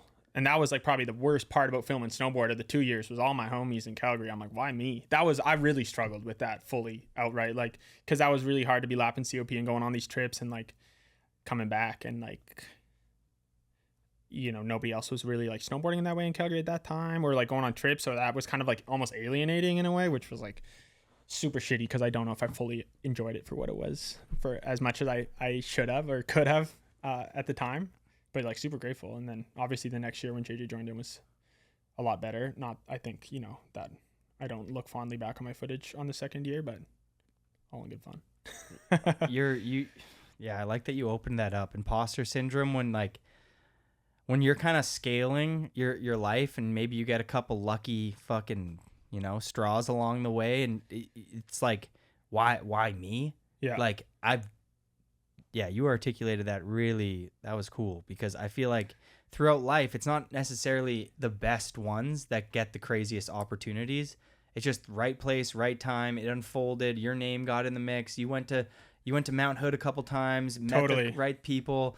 Your Solomon's already in like that movie at like sponsoring it. They want to like push you. And it's like, maybe at that time you're riding beside like Tom or whoever, somebody at SRD, and you're like, this guy is better than me and deserves this opportunity more than me, which I always had that feeling of imposter syndrome riding with like, my crew is E-Man, Jeeves, like just the best snowboarders ever. So I feel like that feeling is so real, but like like kudos to you, you know, you're like, I got to take this opportunity. Here's the beautiful thing, and what I wanted to touch on, and the whole purpose why I opened this up, is that this whole time that you get these opportunities with Snowboarder Mag, you're getting this crazy opportunity. You see your other friends like without this opportunity, but you still make time to not only film and edit your homies' videos back in Calgary. So you're still giving back to like your local community as you're kind of having a fucking glow up. And it's like, you know, when a rapper starts making it, he brings the squad. It's like, that's kind of what you're doing, the best you can to give your other friends some shine while you have some shine. And by editing and filming and still being in those movies, you gave people like Kennidi Deck and fucking Tom O'Reilly like some spotlight. Because as you're blowing up, like I remember Kuzik starting to blow up and Jeeves starting to blow up. And those homies did the best they could to be like, pat me on the back when they could. Yeah. And like, they might not realize it, but that fucking shit means a lot. Huge. You know what I mean? Huge. So like those people in Calgary probably saw you and JJ moving on. And like, whether you know it or not, they're probably like, damn, this homie's still about his fucking community, SRD back here in Calgary. I mean, we're flying the flag. I mean, shout out to Calgary, you Go know, and Jets. shout out to everybody there. Yeah, I think a couple layers of that really helped was like that first beta year. JJ was injured. I mentioned that. So I really was like time to show up for us all, you know, and by JJ, that's like the crew. So in the same way that he showed up when I hurt my leg for rec use, you know, and I like took that energy into that year and being like, you know, I want to film something that like everybody, cause that's what I tried to like get this like imposter syndrome and then like channel that to be like, yeah, like at least maybe my friends will be like proud, you know, and like Tom had clips in that too. You know, we had some cameos and that was really cool to get him in the mix. And cause those guys came to Calgary and, you know, I showed him around a little bit. We hit some spots. Tom got some clips. And then, yeah, I think that was Buckaroo year when like Matt Bryson had filmed Jack Lawrence and Eddie James, all this like fucked up amazing footage in Calgary. And I had like known those guys and those are the homies. And obviously it was really hard. And I've talked to other people about this opportunity when you come from a crew and you get these bigger opportunities. It's really hard actually because you kind of feel like you're leaving some people behind, you know? And that's something that, you know, I talked to with, you know, Savannah Shinsky, like getting this opportunity to film the ride video and like coming from book club. Like that's something that we talked about a little bit too. And like, you feel like you're leaving your homies behind kind of, but you got to take this opportunity. So when it came time, like at the end of the year, I saw this footage, and like Brett Mills had some amazing clips in Buckaroo, Landis, King, those other homies, like all these guys, and they just like literally filmed that video without even knowing they were filming a video. So it was like after the year, and I was like, for me, that's, I think my snowboarding is like, snowboarding and filming and editing are the same thing for me. They're not like separate entities. I can't separate them. Like, it's just not a thing. Like, part of me is like, I film, I edit, I want to have a video part, and I want to put a video together at the end of the year too. So when beta was the first time that I didn't have to edit a video in recent years, or I didn't choose to, you know, which was a pretty cool experience. You know, nerve-wracking at times giving your footage to somebody. I obviously care about how I'm portrayed, but that opened up a lot of time for me to just like make Buckaroo, which was sick. And we had a premiere, and we did like a fundraiser, and we made these like SRD rails for Sunshine from that fundraiser at the Buckaroo premiere, which was really sick. And that video just like literally came together in like June. Like, these guys just did it. And I remember I was like, damn, you guys filmed better footage than I did all year. You guys didn't leave anywhere, and you weren't even like filming for something at the time. You were just filming for the sake of filming, which made that even more special. Loyal to the steel. They're loyal. So that was, and I think I also was like kind of troubled by the fact that I didn't have anything to edit. Like, I love that aspect of things. So I mean, shout out to Matt for giving me the hard drive and let me tap in on that too. That was there was some banging footage that year. It is tough when you watch your friends kind of move on from anything. I feel like in all aspects of life, when you're working with a close crew and you feel like you're all on the same frequency, and you feel like maybe the one guy in the corner is about to like move on from whatever you're doing. I remember talking about, like, I was laying sewer pipe in Winnipeg when I was like 17 years old. And I remember being in the hole with a bunch of people that are like gnarly, you know, Winnipeg rough, like as rough as it can get.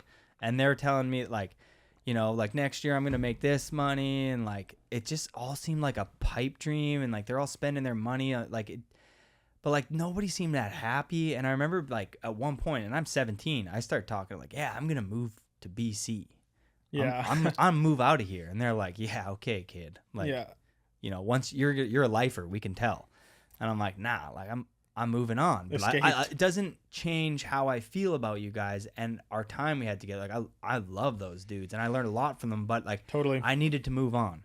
And then I was filming for Sandbox, and I got an opportunity to film for whatever, DC. Yeah. And then I got an opportunity to film with Brockle for the Bolts. And it's like, I'm ping-ponging around, and then I get an opportunity to film for Man Boys or whatever, or Trans World or whatever it might be. And it's like, you need to take those opportunities for yourself, because you're following your goal. You're following where you wanted to go, and your friends need to be your biggest supporters on that journey. Like, if you want to take a shot at doing something, instead of being like, yo, like, you were part of the crew, like, why the fuck are you bailing?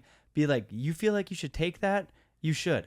And we're like, and like, support that homie on his like journey for whatever they're going to do. Because like you just said, it was hard for you to move on, and it felt like you were kind of moving on from like your crew. And I feel like it's harder than people think. You know what I mean? Like, being a part of a crew, like, I look at the Mountain dudes, and Marty started really moving up, and Marty was going to the States, and he was filming for Brown, and he was in all these rail contests. And it was really cool to see Nick Elliott, Adam Franks, Derek, Coulter, like, for sure, when he comes back, to give him some shit talk and stuff, like, good. As you should. Totally. But he fucking knew that all of us are fucking rooting for Marty. Totally. And like, I still am, but I'm like, I hope that your friends in Calgary were fucking rooting for you and your brother when you started getting these opportunities. Because like, I noticed it from Whistler, how special this opportunity was for you. Yeah. And it was rad to see you get back-to-back years with that. And I think they were. I think that was also like, there was partially an inability to understand that, just in terms of, getting back to that imposter syndrome and that like kind of fragility of like accepting my place in that. But yeah, for sure. And at the end of the day, like, you know, I still try to like put on for Calgary and for our homies and our friends, and especially my friends that aren't filming video parts anymore, you know. And I think over the years I've seen, you know, JJ and I actually have spent a lot of time talking about this recently, and kind of about like SRD and stuff. And, you know, like, at the end of the day, that like the only two people kind of from that core crew still doing it is me and Ken. and Ken's like pro'd out, you know, they made it to the Vans videos. So it's like, that's amazing. But it's also, there's not like those guys that we grew up with aren't filming really anymore, you know, as much as we still go snowboarding when I'm back home for Christmas or something, or some of those cats. So it's interesting to see these people move on, and it's all love. And I got all, you know, get a job, a career that makes you happy, and a partner in a house, whatever you want. Like, I love that. And that's exciting. And I definitely like feel the support and feel the love when I was filming for Snowboarder Mag. But part of what made that awesome too was those 2 years is when everybody was done, I was ready to make another video, and we did that, you know, and that was cool to be filming with Tom again. And I think it was a year after, like, we went to Newfoundland to Corners Brook, and it was like me, JJ, Tom, Ken, and Matt Bryson filming, and that was like amazing trip, especially in light of like after 2 winters of like filming with my friends. Not all of them were my good friends, you know, some of them. That was also, side note, like that was the years when I recognized that just because somebody snowboards doesn't mean I need to fuck with you. That's something that I came to in a later age. When I was younger, I was like, oh, we all snowboard, yeah, like bring it in. And now I think that was like a time when I'm like, this is sick, because there's people in here that I can really align with, and there's some people that I don't, and that's just fine. So I'm going to do the thing. I'm going to align myself with the people that I want to, because that's all you can do. So when it came time to like make another video, that was also, I mean, shout out to Snowboarder again, because that was when we did Simulation, and they were like our media partner, which was cool, you know. And Salmon bought me and JJ into the video I was making for the same price they were buying us into Snowboarder Mag, you know. And that's how we managed to like get on these trips and like pay somebody to film it and start making like real videos again. And then that was cool because that felt really good for me. And that's all. I still make videos because after those 2 years, when I was like, yeah, I like being in the driver's seat in that regard too. It does. The worst thing is when you start filming with these, you know, your cats, and you got your crew and people start moving on. And it's like, you know, I had my original crew in Winnipeg. By the time I was 21, half of them still snowboarded. Yeah. And then you move out west, and then out of that half of them still snowboard. It's all my friends who still snowboard are such boarders. That's why they live in places like Whistler, 100%. because they just live to board, which is so nice, because I hate when I see people exit. Like, you know what I mean? Like full, like harsh stop, move away, don't board anymore. And I get it. Some people need a space from it. Some people I respect it at the end of the day. Yeah, I'm like, totally. To do you. Do you. Yeah. But doesn't mean I don't want them. Like, I want to go to Mount Seymour and see Nick Haringa in that fucking parking lot and Matt Heenan as long as I fucking live. Totally. And I want to see ECS show up there. And then I want to see Kuzik drive up for the day. And he's like, no way, I'm riding with Rick McCrank today. You know, I want that community. Not Rick McCrank's kind of like far-fetched. But like, you know what I mean? I'm going to drop his name. He rolls up to see he does roll up. He's dude. there. He's there. Yeah. So we're throwing him in the mix. But you know what I mean? It's like, it's so... Like, the best thing about boarding is building a community and wanting to continue to ride with that crew. Yeah. And when you see people who took a shot at being a professional and it not work out, and then it's like they have to come to a realization that, you know, I'm 34, whatever, like I'm moving past the like film and video parts, but like maybe you can film, maybe you can make movies, maybe you can work as an editor, maybe there's like, maybe you could be a team manager, maybe there's a lane for you to stay or in like snowboard. A community lane when you're working for the city, but you're still making space for people to snowboard or something. And I know that's also something that I see friends trying to, you know, as we get older too, they're like, you know, we gotta, you know, they're getting educations and shit, you know, they're coming at it from a different perspective to maybe add to snowboarding in a way that people haven't really done that before. You know what I mean? Like, we have some friends in Calgary that are trying to like get a hike park going, and part of that means like, you know, building out proposals for the city of Calgary, you know, for the parks. And then one of the filmers of View from Nowhere, Slice, like he's got a hike park company, and they got like 5 or 6, I think now, surrounding the Montreal area that the they Dylan service. Ojo Park? I don't know if they do. I think they maybe have like helped with the Ojo Park, but they have like, they don't do the Ojo Park. It's not their park. They have like that Park Terry Fox. It's like that blue and orange rail one that you see like those Brunner's homies still riding and stuff too, which is cool. So they're just trying to do that there. But like I said, in a more adult way, like, you know, we're not 18-year-old kids going to the bar every weekend, but it's like, you know, now they're trying to build out a 40-page proposal for funding or something, you know, which is sick, because that's also something that helps us all, you know, and maybe helps some kids get on a snowboard too, which is sick. Really sick. I feel like hike parks could almost be like, there was one in Winnipeg when I was growing up, and you go there and it'd be packed. Like, oh yeah, it's free. It's winter. It's like they should be all across Canada, and like they should pay somebody that like works for the city to go there every morning and like shovel and shape everything. Mm-hmm. Like, how cool would that be? It's like, it's the same thing. It's definitely cheaper than building a whole skate park. Yeah, and I mean, skate parks are kids getting yeah, huge dough, and it's like kids are getting bored in Canada or anywhere across the world that has 4 seasons. Mm-hmm. And it's like, you build a community park where kids can hike that's maintained, so it's actually good. Mm-hmm. And it's like, you're gonna help a lot of kids find some sort of health and balance in their life, and a healthy space, rather than being cooped up inside playing on their phone and video games and watching TikTok videos. Yeah. Instead, they could, like, I don't know if anybody works for a city here, but keep pushing these things, because I think snowboarding is getting so far-fetched expensive that I mean, it's so expensive, but it's worth the money. Yeah, I think that's honestly, like, I think that's kind of on trend now. Is like, people are not like on trend in like what pop culture, but like that's something that people are doing, is like thinking about these ways and thinking about, I mean, me for one, like I'm definitely thinking about accessibility in snowboarding, and you know, college dropout, I'm proud of that, but definitely took, you know, the time where I'm not actually proud of that. Sorry if my mom listens to this, but like that was something that was like, when I was going to school, that was kind of like what I was trying to maybe approach it with, was like looking at how snowboarding is inaccessible, because it's pretty interesting when you kind of can look at it in a different light. So I think people are getting there, and I think cities are getting there too, to like be able to reciprocate that. I think there was a while when there's not a lack of effort or desire from snowboarders, but maybe a lack of ability in the city, you know. There's just too many people to sign off on some shit, you know, so it's like he gets lost. I mean, to get anything done in today's world takes forever. It takes forever. And yeah, shout outs to Vans for putting it on that Dylan Ojo Fest. I actually just got off the call with them. They're going to do that again in Montreal. So if you're around that area, looking forward to hiking that park again. That was so epic. Yeah, last year we went there. After the year prior, some of us got COVID really badly, like right before, and we were like, honestly, maybe like a 10-minute drive from Ojo Fest. Me and Gregor and the filmer Gab, we were all just sitting in our Airbnb, just like, no. But we made it there last year, and it was unbelievable. What's that one homie in Magic Trick that does the back 50 pole jam to 50? Oh, Gregor Zed. Yeah. Okay. Yeah, sorry. yeah. I was making sure. Yeah. I was like, okay, I'm hearing this. The right. blue one. That one's. We pull up to that one. That was a and fucking I'm like, sick clip. I don't think this is possible.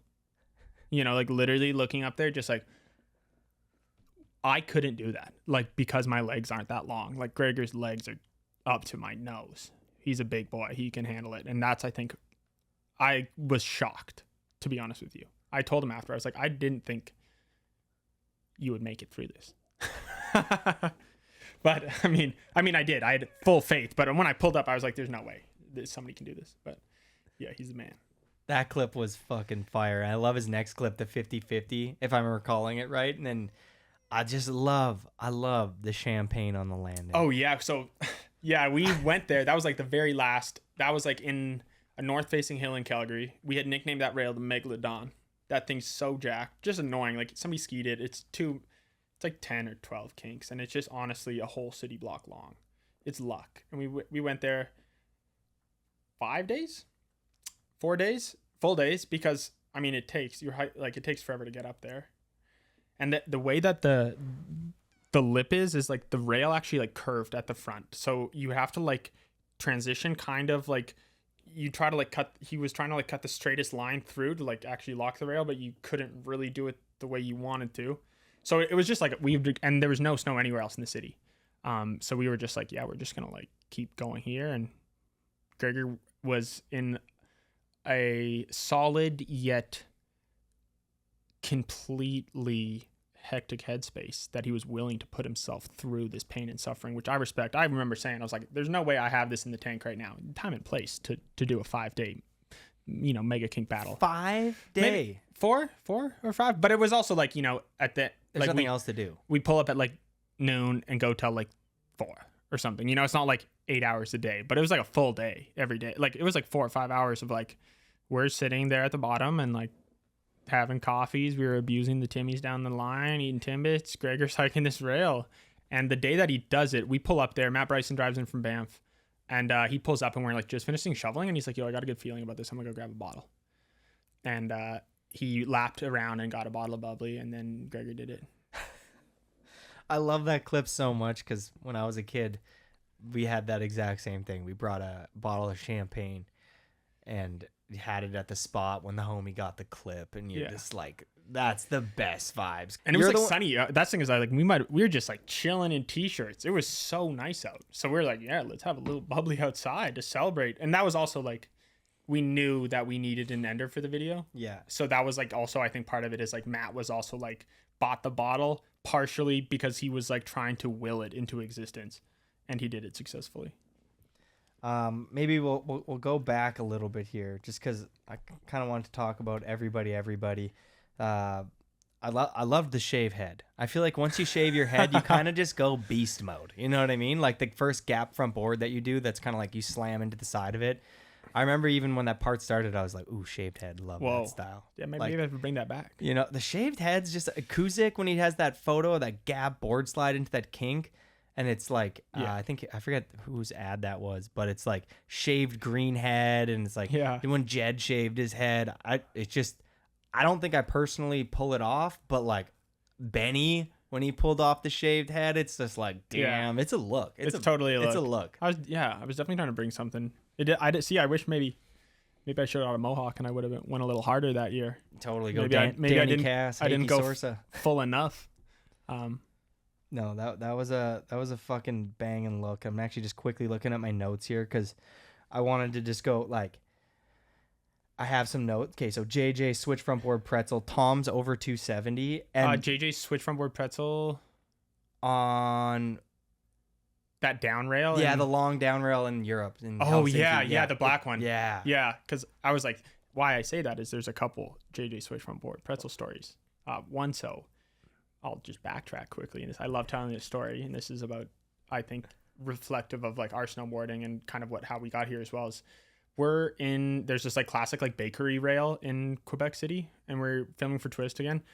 It's pissing rain, pouring rain, and we're filming underneath of boxes, like because we don't have like a expensive ass like camera bag or anything, so we're like filming out of cereal boxes, and JJ does the switch from pretzel 8 times in a row, exactly the same, and we're just like, dude, like. Is that the one? And he's like, no, like I'll know. And I don't even know if we ended up using the last one, but yeah, 8 times in a row. And we were just like, finally. Holy, somebody's got some Kuzik in them. Yeah, and that was, I think, really, that's like, that was totally where we were at the time. It's like, it has to be perfect, for sure. But that other one on that long rail, unreal.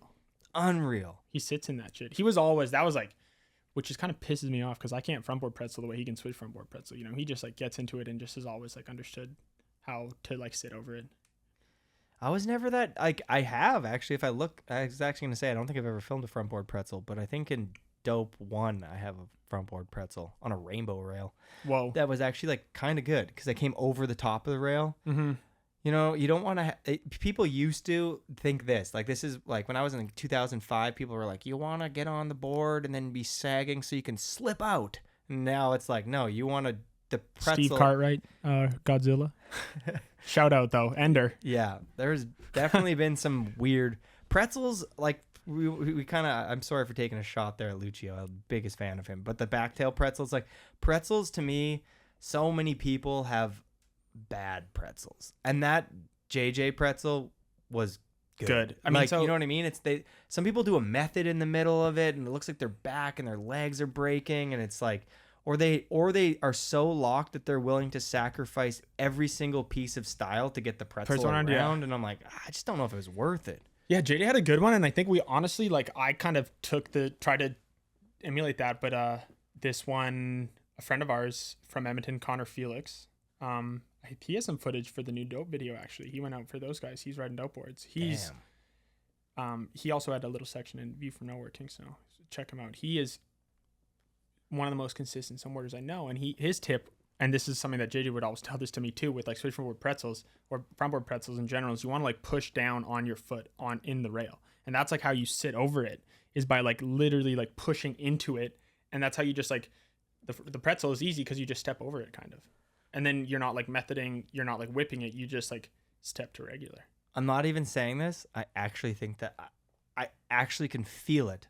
Try it. That would help me. Try it. Anybody, try it. And I've been kind of Connor slipping Felix on like some of those info. tricks these days. Because you step on it and you put it like the pressure down, and then you literally like rotate around that, and then you don't slip off early, and you're like, you come around a regular, like, yeah. Fuck, dude. Pro tip. And then I got to shout out, I always butcher homie's name, but like CEES. Sace.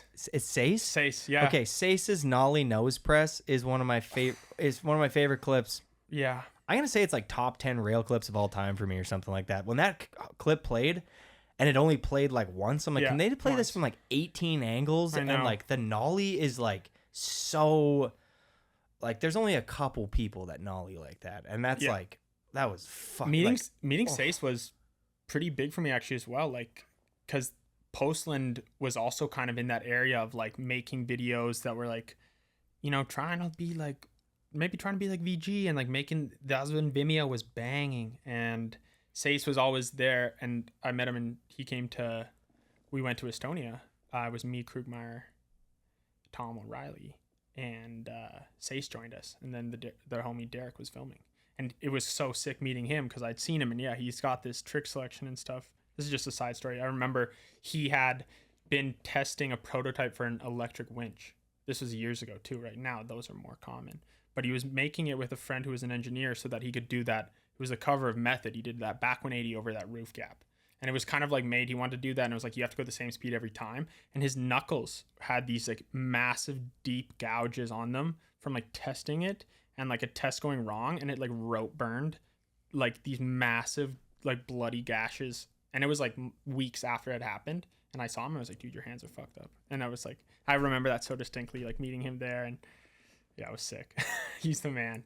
Yeah, that kid's a boss. So is Krug's.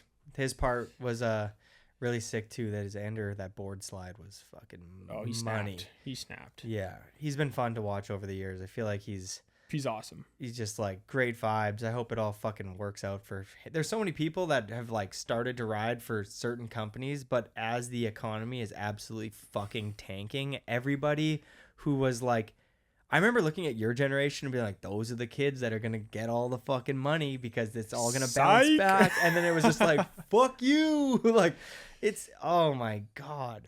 So you're kind of in the like, you're 8 years younger than me or something like that. But like, what do you think? What's the talk? Like, what's an average snowboard paycheck for somebody who's like in the dust box, let's say? Do you have like a ballpark? Like, do you think people are making 12K total? Do you think some of those people are making like 40 grand or like not 40? I don't think 40 grand, to be honest with you. I think like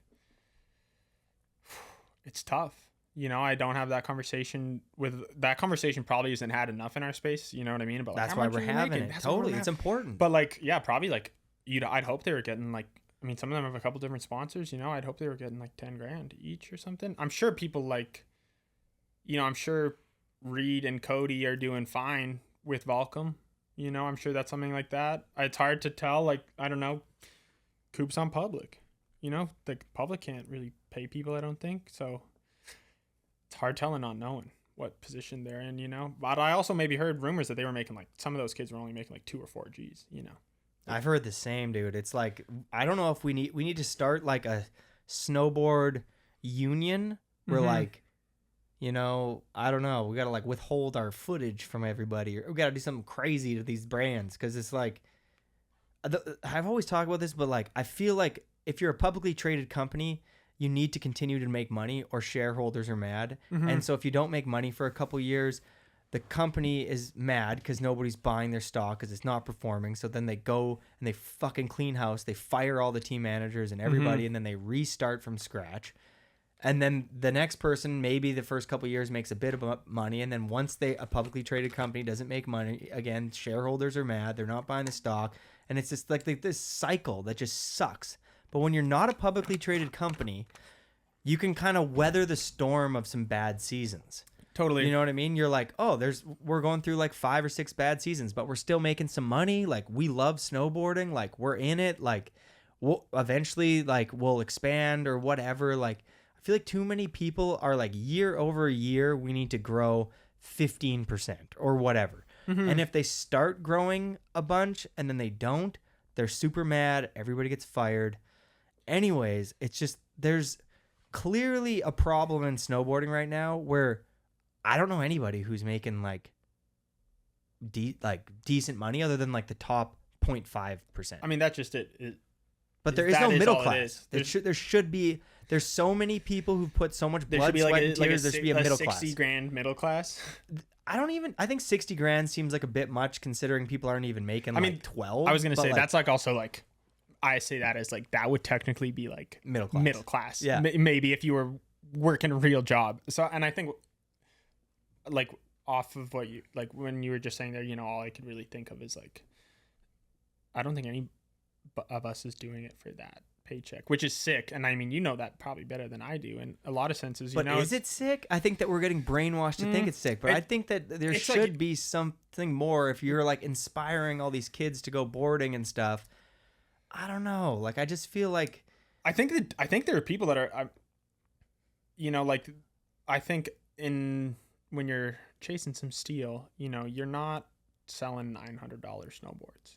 Yeah. At the end of the day, I think people that are filming backcountry videos predominantly are only like doing heli shit are probably getting paid more on average than people filming street stuff. Because at the end of the day, you know, the product you're selling, you kind of get in what you put in. You know, when you're selling the most budget board, you're getting a budget. Well, and check, the majority you know? of people who snowboard on resorts to free ride.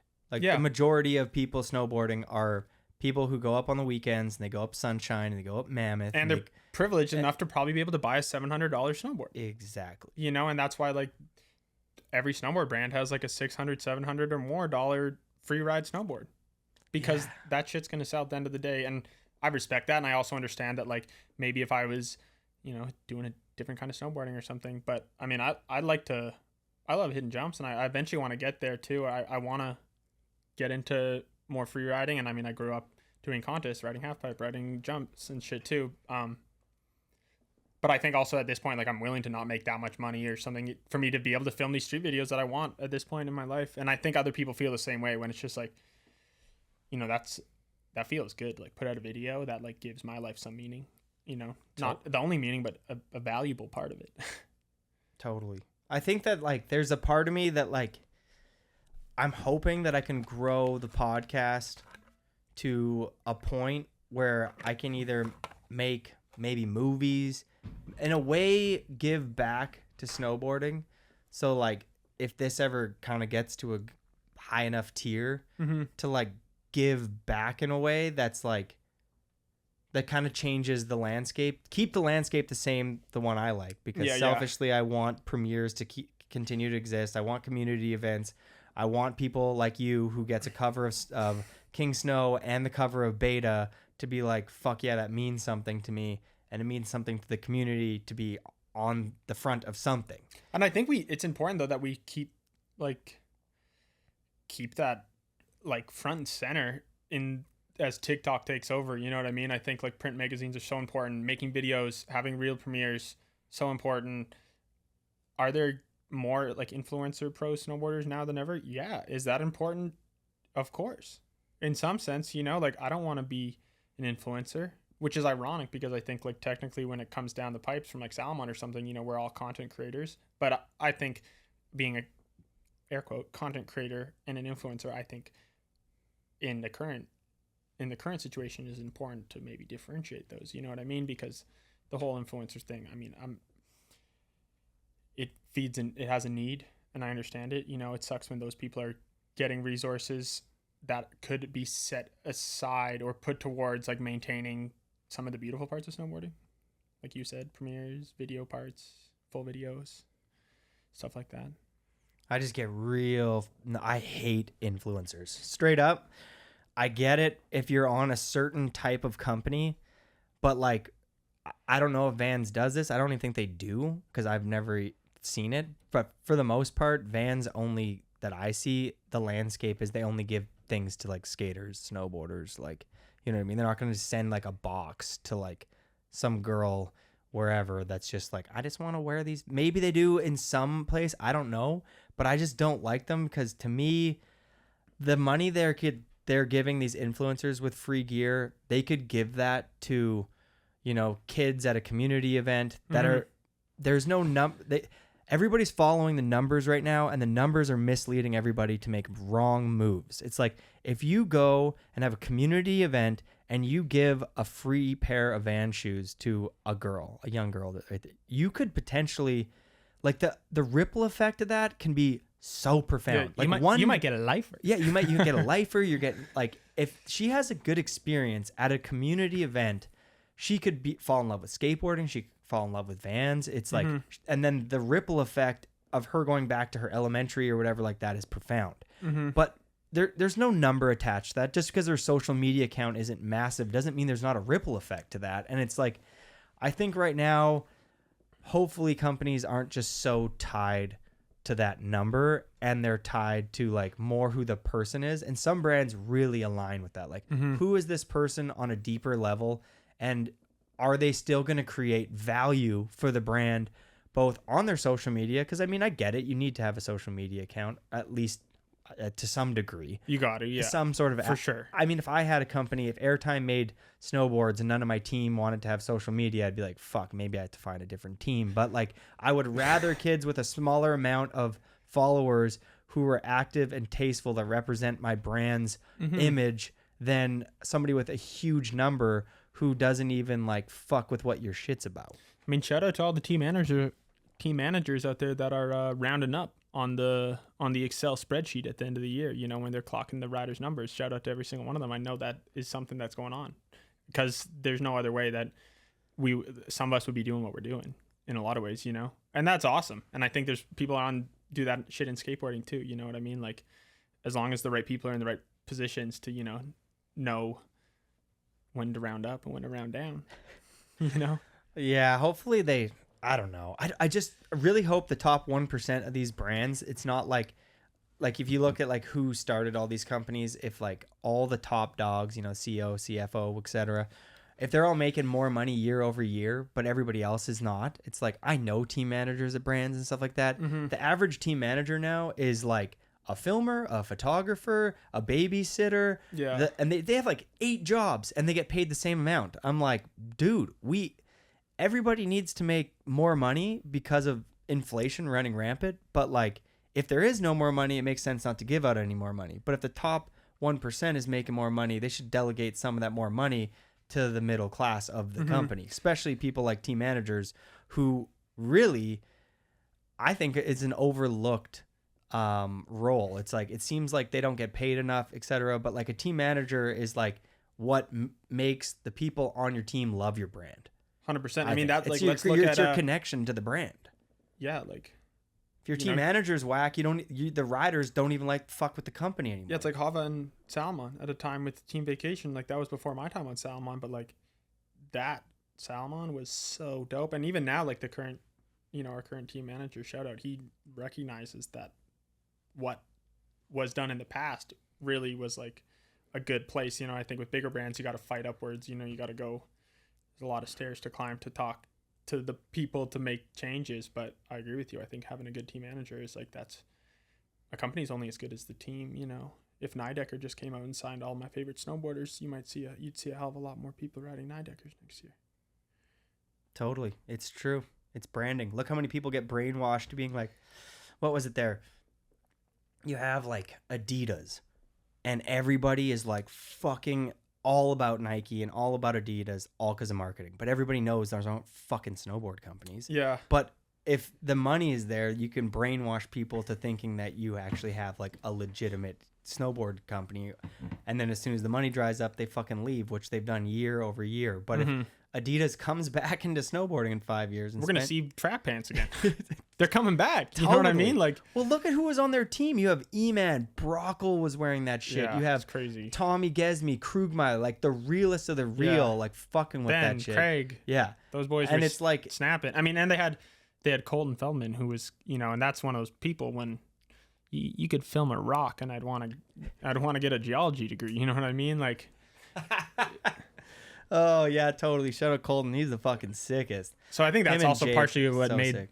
like Adidas so successful, and I feel like maybe like Carlino and Nike at that time too. When they were making the Never Nuts and shit. You're like, do you think that we should be smarter about moving into those waters again as more ski brands and et cetera brands kind of come into our market? It's like, you've heard people like all the old heads forever being like, yo, be careful with this shit, because they come in, they steal a bunch of the market share, and then they don't give anything back, and then they leave when it dries up because they don't have that passion and that soul, and they don't care about our culture. And it's like, that's the reason why I'm such an advocate for supporting brands that really give back to snowboarding. And all. That's why I think it's also like when they hired like Adidas, I think they hired Wiz, and he fucking knows. Yeah, he's he street did. certified, and so that's also partially maybe like, and I know before like whoever hired Wiz obviously had to know what the hell was going on too. Evan LaFleur, Yeah, I'm pretty sure. Evan, yeah, I don't know him, but I know of him. So he obviously he's dope. Yeah, he knew enough, and then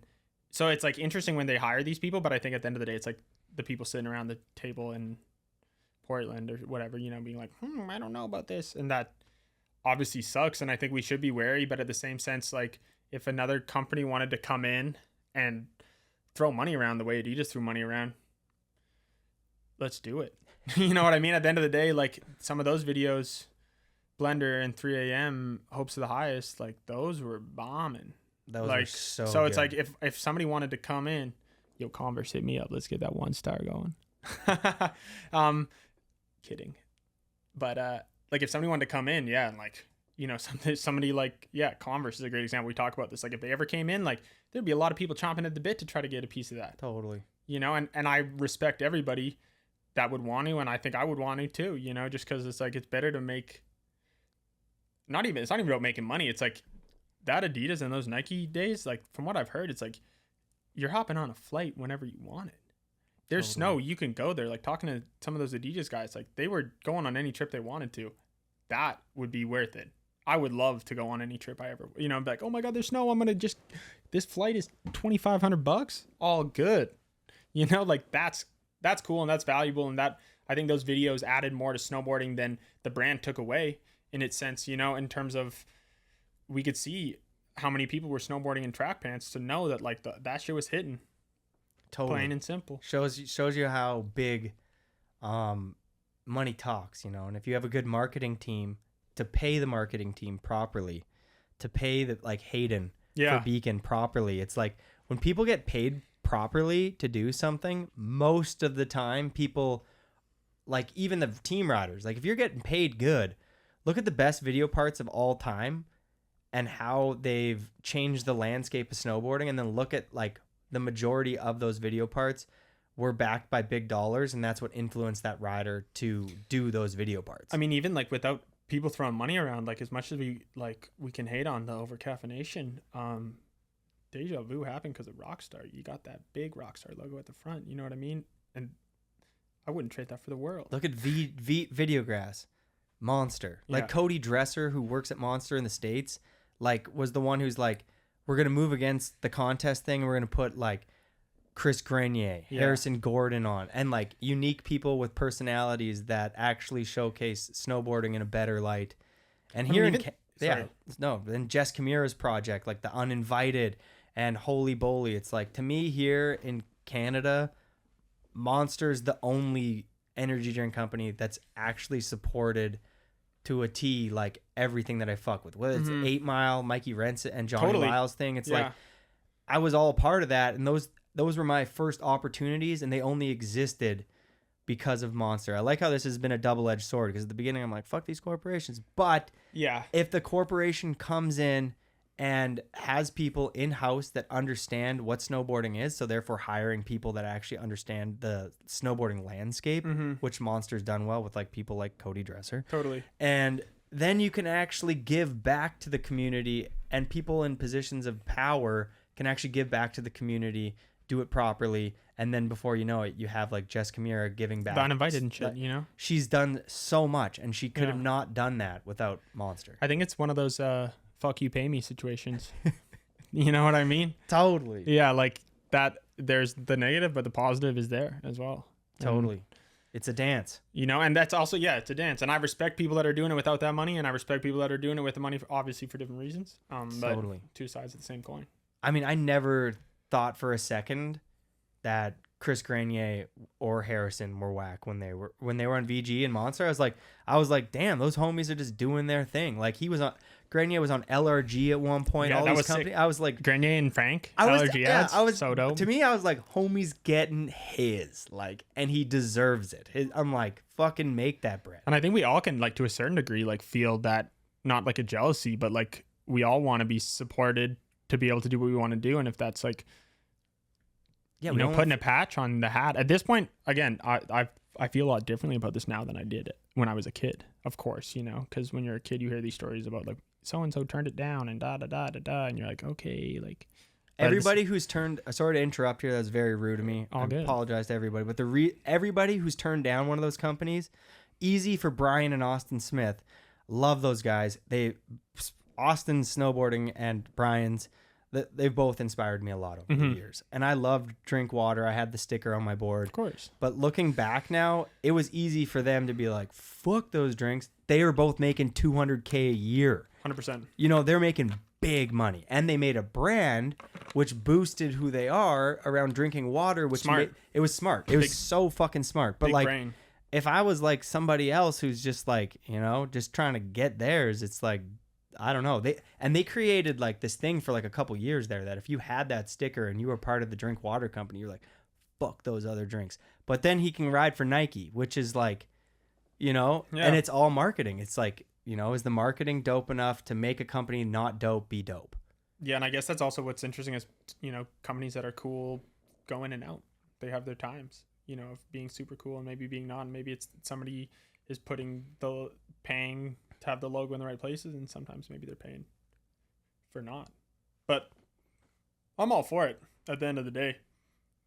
Let's switch gears here for a second. I just realized that we have some stuff we need to cover. Let's get into it. I think this is a good time to transition into we've brought up community events. You and your crew have structured a community event in Sunshine in and around that area with Snowboy. You've been doing it for a while alongside your crew, SRD, and really have turned this into a thing that like the local community there really gets behind. There's like dope edits.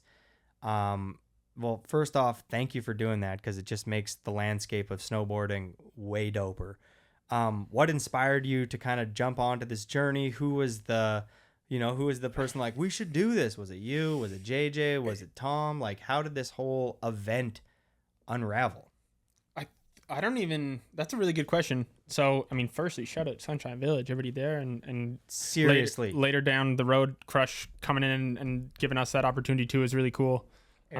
Yeah, so shout out to them. But honestly, it comes down to that inspiration was from JJ and I's mother. At the end, she's like in the event space, and she had this like big science event, and so we were always around somebody that was like kind of doing events, making events, and I mean, shout out to my mom in a lot of ways, and my father actually as well, for like, instilling some lessons along the way and inspiration on all fronts. But yeah, we were just always kind of around this event mentality, so it was kind of just like a second nature thing for us to start thinking about events. And it all started when we saw the Glory Challenge kind of start popping off and being like, whoa, this is so cool, like let's try to like do something like this. On obviously super different, but the first 2 years at Sunshine Village, we did the session. It was like yesterday, the session, and it was kind of like a bite like that when we built some like stupid shit. And when we were like, everybody can come, and like people are getting broke off, and there's like prizes. It's not it's like an anti-contest contest. People are running into each other. We got to like, that's when we kind of started to like build features and start sketching features and stuff. And then the park builder there, Ben Serlick, legend, awesome guy, really helped the whole scene out there. He would just like he's crushing, and he would make that shit come to life. And then it was around then when like Salomon was going down to some of like the snowboard projects. So then we kind of got in there, and then Holy Bully came to Sunshine, and then like Crush had kind of like recognized what we were doing, and like Kendra and David, they shout out to them. They're at Sunshine too. They've really been wonderful to work with. They kind of were like, oh, we could keep doing something here, you know, in the time in between. Because at that point it was like Bully was on like a circuit, and Sunshine was like, we want this back. But we don't want to like end this. So that's when we started doing the village events. And the first one we did was the first snowboarding event on Goat's Eye. That was pretty sick. Kind of cool to do. Never again. It's a horrible idea, but awesome anyway. And then we did 4. So we're like 7 years deep. I think 8 because we missed one with COVID.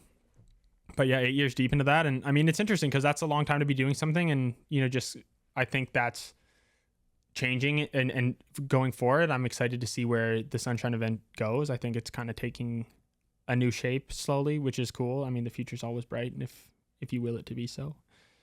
And yeah, it never really, I think JJ and I were like the engines of that, but it was kind of everybody, you know. We were always trying to give ourselves the space, and it was, you know, it was always like in the past, like in the spring, and we were just trying to like have an excuse to like get everybody up there, especially as Calgary like started to really pop off, you know. And all of a sudden there's 2 crews there filming, and all of a sudden there's 3 crews there filming, and all of a sudden crews are coming to Calgary again after having not came to Calgary to film for 5 years. So then all of a sudden it was like, well, you know, maybe we get a late season snow, and Mountain and like Coulter and Nick and those guys come out, and maybe they hit a couple spots in the city, and then they come and kick it at Sunshine for a bit on the way back or whatever. And that's kind of like, we didn't think about it too hard. It just kind of happened. And we're like, yeah, let's do this. And then we're like building these parks. And then the last time we built a park, we didn't even sketch anything out. We just like went off top, and it was sick to like learn that, you know. And, you know, sometimes you like ride something cool in the streets, and you're like, oh, let's build something like this again. And people seem really appreciative. And as we keep doing it, like, that's what keeps me kind of fired up on that, is other people coming and being like, whoa, thank you. Like, that was awesome to ride something like that. That feels good to hear. You know, I'll never get sick of that. Oh man, I had that same experience. I do an event back at Spring Hill called King of the you're Hill. You're in the event space. You're crushing it. Yeah, totally. Too. Yeah, It's you're a little more like you're getting the kids some swag. Yeah, totally. All of my sponsors, all of them, shout outs to everybody, sends a box, and I just give it out to the kids at Christmas. But I'll tell you a little story that connects to what you just said there about the thank you. The first year I ever did it, it was a little bit more work than I had expected. Yeah, it's not a light undertaking. There's a lot of moving parts in making sure people are there, and resorts have their own, you know, lines to play within. Totally. Yeah. Sorry, continue. No, you're totally, you hit the nail on the head there. But yeah, so it's a little bit more work than I expected. And it was just the first year, and I remember it ended, and I remember being like, at that point in my life, I think it was almost over 10 years ago now. And I'm a boarder. Like, I see a rail and people are hiking it. I want to strap in and start snowboarding. Like, I don't want to sit there with a mic when it's cold and be announcing and emceeing. Like, if I see someone do a cool like front 180 switch 5.0, I'm like, damn, it looks sick. I need to learn that. I need to lean in like more like Daryl would do it, you know? And like, yeah, I got some inspo from like, you know, and so sitting there on the mic, I was like, I don't think I'm going to do this again. This young kid comes up to me, and I gave him a pair of bindings, new pair of bindings.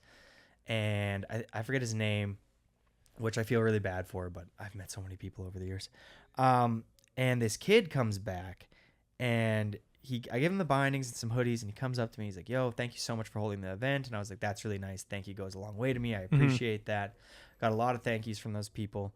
And then he's like, yeah, like, I'm in and out of foster care my whole life. I've never owned anything new before. Whoa. Like, I don't know, like, who my family is. Like, I don't really have a lot, and I've never owned anything new. And so, like, this hoodie huge. and this bindings, like, they really mean – and he's 12 years old maybe, and he articulates it more beautifully than that. I tell you, no, I'm almost crying. Like, you know, it was so profound, and I'm not, like, a super emotional person or, like – it's just like it struck a chord, and I was like, whoa, like there's probably more kids in this group of 50 or 60 kids that aren't coming up to me that have their own unique story of why this event is important to them. For sure. And I was like, This event is no longer about me. It's like I have to do this because there's not a lot of things in Winnipeg for kids to do. And it's like, if I can get the kids off the couch to come snowboarding and then fall in love with snowboarding, fall in love with the community at the hill, it's a safe place for them to go and spend time. Mm-hmm. It's a cheap season's pass. It's pretty accessible for everybody in the city to come drop off their kids. And I was like, this is a healthy thing that I'm doing here. And that one fucking thing, I was like, I'm going to continue to do this. And I've done it for a long time now. And selfishly, I look at it as the one thing I do in a year that's fully not about me and it's for other people, because I don't really love doing it because I'm only back home for Christmas for a couple days. Yeah. This takes up three of my days and I'm only home for like 6. Mm-hmm. But every year, like, my mom's like, this means a lot. Like, you should keep doing this. I'm like, For sure. fuck, because I get excited. I want to go film in the streets. You know what I mean? So I feel that thank you that you said, like, I feel like that goes a long way. And how long have you been doing this now for? Well, we've done 7 years. Exactly. You know, well, the first 2 were kind of in a different premise, but yeah, 7 years at Sunshine. And you said that one crew, then there's 2, then there's 3, then now kids that are coming out to film. It's like, that is so fucking sick. And the ripple effect that small event that you did is probably so profound. And it's like, kudos to you, boss. That's dope. I mean, again, shout out to JJ. That's one of those ones when we both like pick up the slack from each other, you know, and this year was awesome because the day after the event I was flying to Norway and he did all the post event stuff, did all the editing, and, you know, held that up too, which was cool. So couldn't have done it without him. There's the brother again. It's not a me, it's a we. I love that. Yeah, I mean, that's also, I mean, this is, I thought about this earlier, and I think it's, I'll air this out when I film clips to this day. I send JJ every single one, pretty much, you know, maybe some I don't. But I will go so far to the point of like, yo, can I see that? Like, that felt pretty good. And like taking video of it and then leaving everything set up and like sending it to JJ and like waiting for his word. Cause I'm like, if he says do it again, I'll do it again. And because that was always kind of our dynamic when we were together, it's like, I'll finish doing this when you tell me I'm done. You know, like if there was something missing, you tell me. So now it's still the same thing. I like send him my clips, and if it's not good, he'll shoot me straight, and I'll keep trying. I love the straight. I love the friend that you can communicate, who knows you so well, who knows your style, who knows your taste, who knows the clip that you're trying to film, and he's like, you got to do it again. Mm-hmm. Like, I know you're not going to like this. Or like, dude, I know you want to keep going, but I think you should come watch this one. This one's pretty sick. Totally. And you're like, oh, I'll come watch it. And you're like, oh, I kind of fuck with that. Yeah. He's like, I knew it. I definitely got to work for it a little more now that he's not like on the session all the time. But yeah. Did you feel like you rode better when JJ was on the session? That might have been me. Oh, I didn't know who that was. I was like, damn. I don't know. I don't think so, because now I feel like I kind of like take that, you know, I try to like bring that with me everywhere. You know, like I said, there was a moment when he was stopped snowboarding the way that we both were, that I had to kind of like learn to motivate myself. And at the end of the day, like now that I can do that, I feel like, you know, I bring that inner voice, that inner dialogue with me as well. He's always telling me to do something better. I mean, that's a good twin brother right there. You can do it better. All right, let's read one of guest question here from none other than JJ. What or who has instilled some of your viciously high standards within snowboarding, and growing older with those ideals? What have you done to create a healthier relationship with professionalism in an inherently imperfect environment? I like that. That's my. That was like hard for me to read. Like, my screen is super dim right now. JJ's been. You can tell that he's trying to finish school. He's in that. He's thinking good right now. He's digging deep. He's digging deep. Inherently imperfect environment. Did you get all that? I got that. I'm loud and clear. I mean, the first question right away, and I think this is also definitely where, you know, trickle down effect. We talked about like JJ doing the switch from board 8 times in a row. About this, like trying to make sure everything's perfect. I mentioned him earlier, Dylan Vachon. He was kind of this he like filmed for this like Alberta crew called Shoulda Danish with these guys, and he was really hard on himself, and he also was like kind of showing us. And I remember he was like the first person I ever met that had like a part on his hard drive of street footage I'd never showed anywhere. And I was like weirdly idealized that at the point in my life when we were pretty young. So he definitely was the one when it was like, yeah, like this is how you fucking do it. And it was like that same thing that I'm sure he took that from. He grew up snowboarding with like Lane and stuff, and I'm sure Lane took that from somebody or whatever, you know, like there's ways that kind of trickled down to him and that came to us. So that was definitely, and I think, yeah, that's interesting. I think as I get older too, you know, there was this shift from like going to spots and videos to trying to find our own spots. And that kind of changed from me trying to be like, I need to do the best trick, which I won't do because I'm not the best snowboarder, unfortunately. So I got to figure out another way to do this. And that's like trying to find a good spot. So then it kind of got to a point when, you know, it's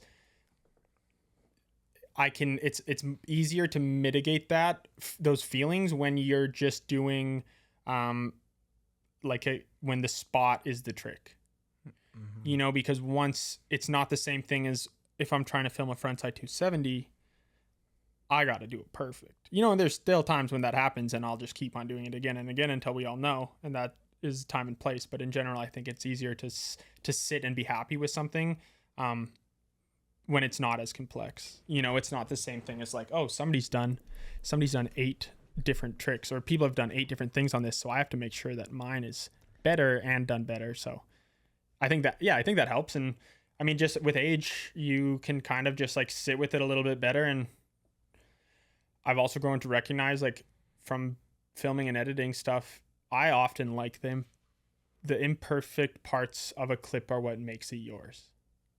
In a way, you know, that's what makes it unique to you. And I think I've learned somewhat to understand that, like, I'm not going to be able to do it like Louis would do it, you know, like I can't hold myself to that standard.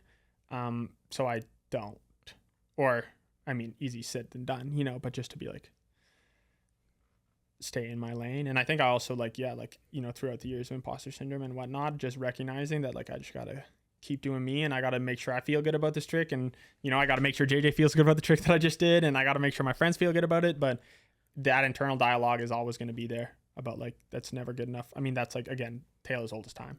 Everybody knows this. Everybody feels this way. We're all doing this. We're all in snowboarding because we feel the same way, and we're all in snowboarding because it keeps feeding us just a little bit, you know, so that anybody who films video parts knows what that feeling of, like, fighting, you know, some dangerous perfectionist urges are.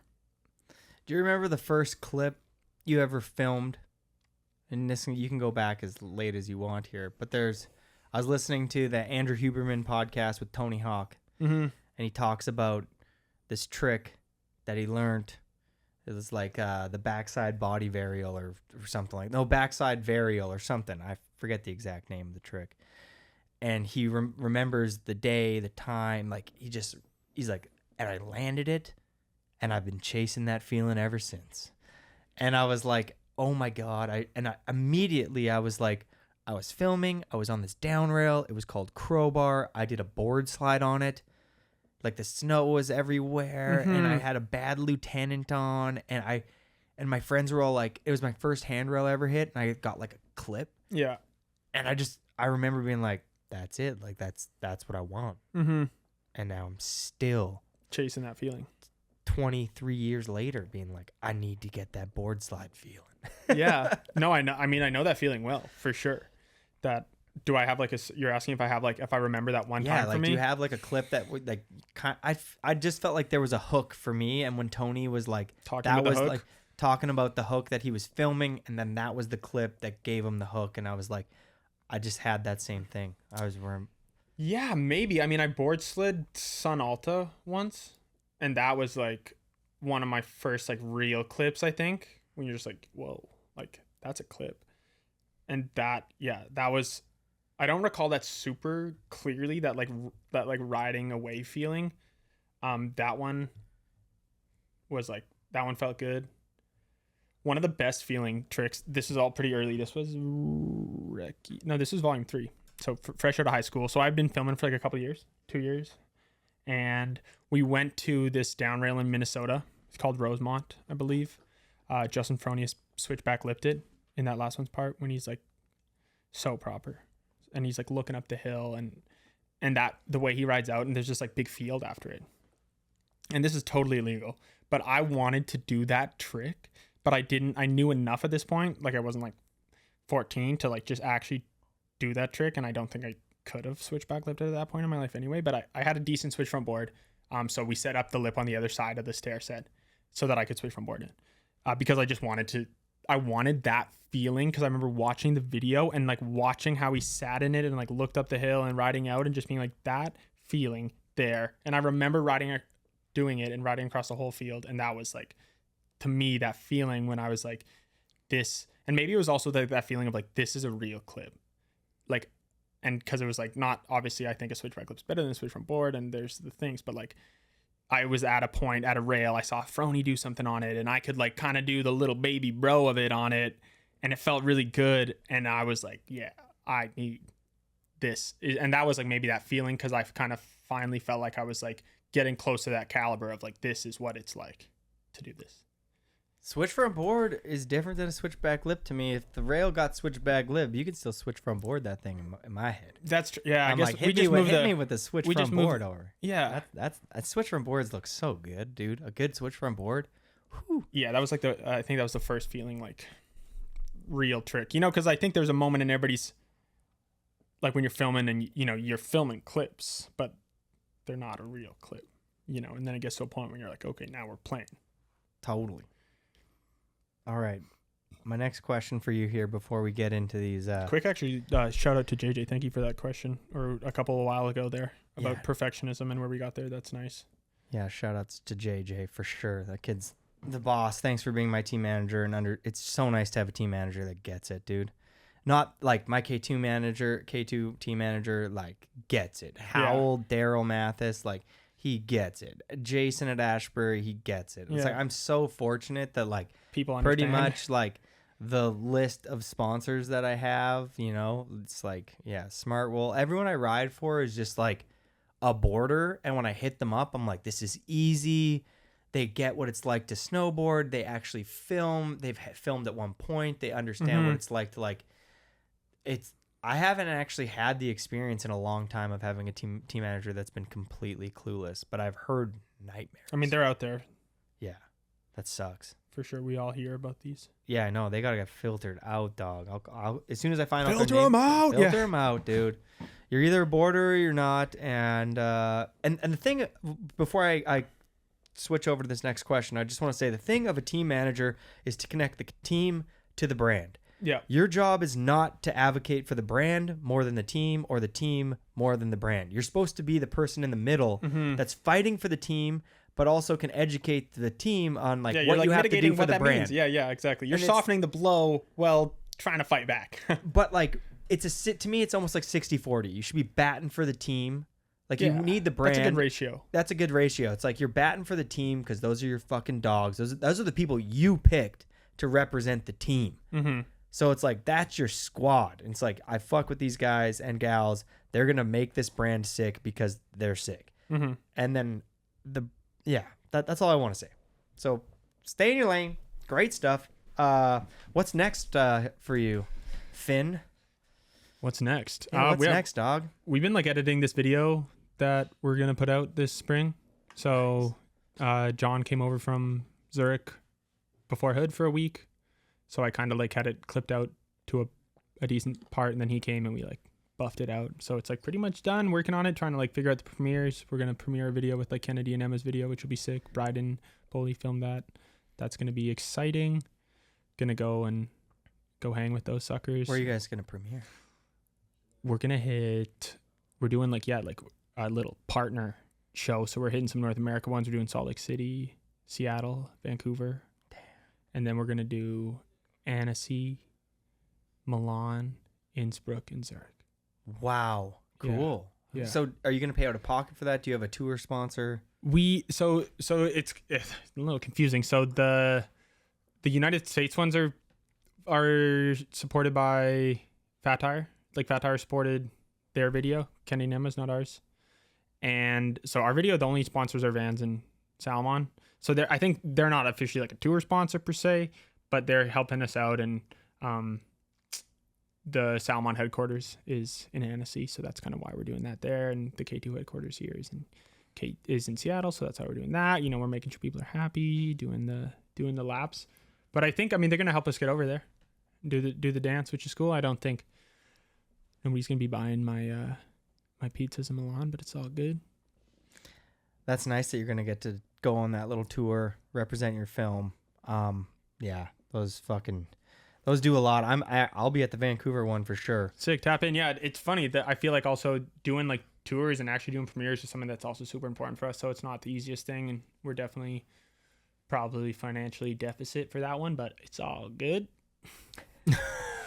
Fuck yeah. All right. So we got 10 quick questions for you, boss.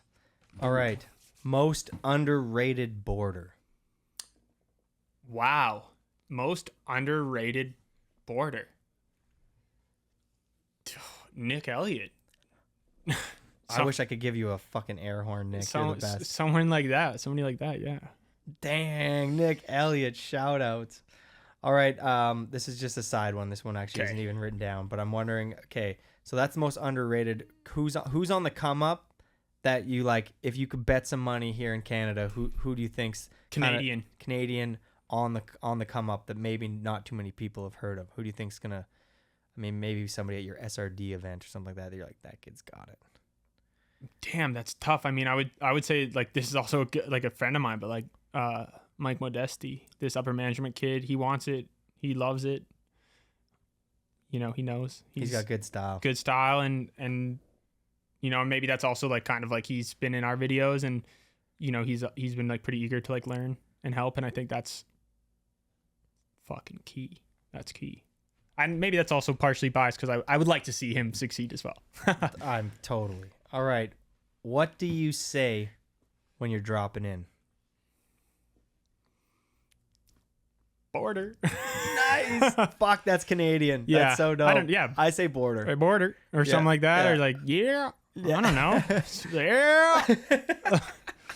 Screaming around. I love when people call it drop and everyone's got like their own little stee. Mm-hmm. You know what I mean? I like border. You're dropping in, you know, border. I want to double back on my last question, my up and coming, and I want to throw Jesse Jarrett under there as well. So he's got the vision, editing as well, and with spots. So that's the number two. All right. Favorite between Jed and Lewif, if you had to put a first and a second. I'm gonna do it. I already wrote it down and we were talking about it earlier. I was like, shit, we're coming to this anyway. And then you didn't give me an answer. I'm like, perfect. I can't do that to you. I can't favor one. I'm sorry. Okay. I can't do that. Yeah, I can't do that. I'm sorry. They both do have a little bit of a different approach. You know, I think that Lewif has more of, he does a little bit of everything, and Jed, no doubt, could do everything. And like has, but different. Yeah. I think it's also like Lewif's Lou's kind of going street pow now too, you know? Yeah. So it's hard to like put either of those in a box. And it's also like, you know, I think I would have an easier time picking between two people that were maybe a little less goated. Oh, okay. Less goated. Let's do, okay. Because I got opinions, you know, for sure I got opinions. Okay, let's hear some opinions then. What needs to go? Is there anything in filming, snowboarding, editing, brands, whatever? Is there anything that needs to go? Is there anything that like you and your homies, you talk about it and you're like, this shit, we can't do that anymore. That's whack. Is there anything that's whack that irritates you about the snowboarding landscape? Definitely. I mean, yeah, it's like, damn, I guess it's hard to articulate it in like a super straightforward way because it's kind of like some nuances, you know, sometimes obviously what people are wearing. Sometimes I'm just like, I think after I'm done filming video parts, I could seriously have a career as a stylist for snowboarding. I think, you know, there's some people that could really use a stylist. I think every single person that rides for something like Never Summers, you know, like anybody, there's some great people snowboarding wise, like that quicksand video that came out last year. Insane riding. New kits though. Please hire me, guys. I could help you out. I think, you know what I mean? Like, yeah, like that's my thing is sometimes I'm just like, damn, you guys are like, I would like these clips more if you weren't wearing like this crazy t-shirt. And that's kind of shallow of me to say it, but also fuck it. That's so true. Like if somebody's wearing something dope, and I'm like, whoa, that's a cool hat or something. You can kind of get away with murder, and I think that's all part of it too. You know, makes the clip better. Yeah, it definitely makes the clip better. You know, I'm not much into. I mean, to a certain point, like I think I can hit these kind of spots sometimes too, but you know, like closeouts, crazy closeouts. I think that's kind of something in the past. I don't really, you know, I'd rather almost see somebody just hit like an out rail or something and do it than like make it super gnarly with like a closeout up there too. That's something that, but again, I partake in that. What else do I not like? You know, I think I also don't really like it when people are filming. I think you can tell when a clip is filmed just because somebody wants to get a clip. And I think I'm definitely over that. You know, sometimes it's better to just not get the clip.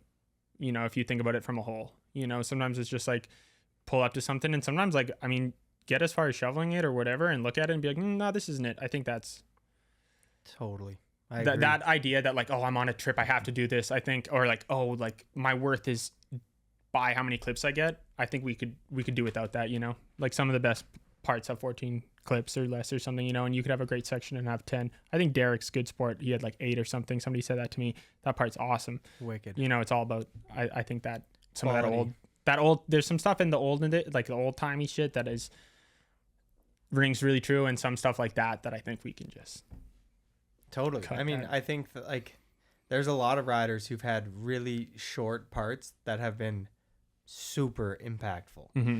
And it's like, yeah, quality over quantity for Mm-hmm. sure. I look at like that. I really like that one trick that you did when I watched all your stuff, this one's coming off the top of the head just for a spot. You do like a Michael Jackson edge grind. I always call it like a wall sloopy onto like this. There's like a ledge. It's all snow. Yeah. It's like, dude, like year, yeah. find more spot. Like Lane did that in one video. He's like 50-50ing down this like snow branches To the rail, yeah. And it's like, I'm Video like, gracias, yeah, yeah. that was so sick. It's yeah, good spots, dude. How important are good spots? What would you give them? A 10? I 10. would. Yeah, 100%, without a doubt. I mean, that's, you know, it's all about the spots at the end of the day. Okay, who do you think's the best at finding spots? The best at finding spots, I'm gonna recycle a couple names. I know Jesse Jarrett is crazy finding spots, like seeing his spot book sometimes, or just like hearing of that. That's bonkers. Franks, I know, is good at that. Jed is really good at that. He's on the phone going crazy. I've also heard notable, I can't vouch for this, I've heard Koss has like thousands and thousands of spots on maps that like in places that never had snow before, in case it happens. Like I heard he might have spots in Egypt. That kid's so sick. And he's like a spot god, I think, in that sense. So yeah, probably. Love his I would style. say and you don't see a lot of Koss clips, but when you do, like every spot's perfect. He's in my got good. mind. He's got good kids. Good, and he's got good kids. good tricks, good spots. Probably him. Yeah. Okay. Best looking trick in the streets. Probably like a back lip. Tee it up. Yeah. Worst looking trick in the streets. Boardside pretzel. Backside 180 or frontside 180. Backside 180. Round bar or square bar. Round. Worst thing about snowboarding. Falling. I'm surprised more people don't say that. It's like, dude, slamming sucks. I mean, it's good to slam. You need to humble yourself sometimes, and I think I always look forward to getting absolutely rocket launched a couple times, but that sucks. All right, favorite backcountry boarder.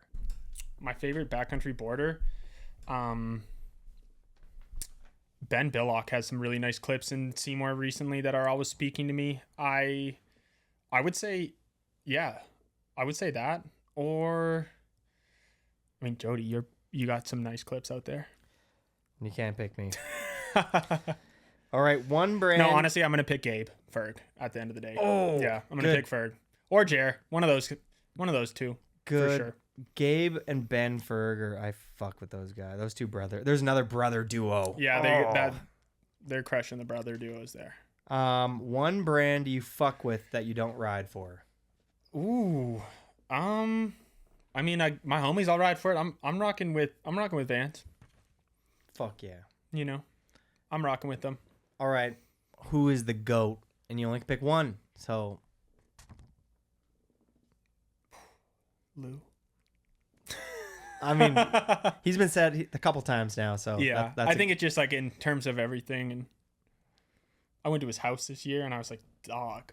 yeah, he's got to go. I should buy a house. Like I never could, but I was like, dude, you got it all sorted out. You got it so proper. You got a partner. You got it. So that's probably why the GOAT across all channels.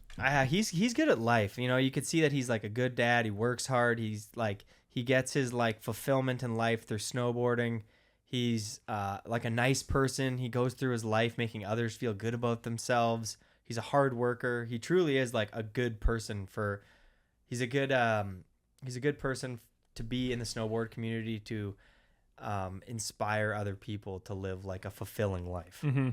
Really, really inspiring. Huge fan of LeWiff and huge fan of you, boss. Thank you for coming on the show. I want to give a quick shout outs to you for filming all the SRD stuff, for shooting photos, for editing, for making almost 10 videos, for filming for other videos but still making time to film for your local crews, for putting on snowboard events that have inspired probably way more people than you could imagine. And it's like you're really going Swiss Army knife on them, and I hope that all of your brands are taking really good care of you, because you're a really good person to have in our community.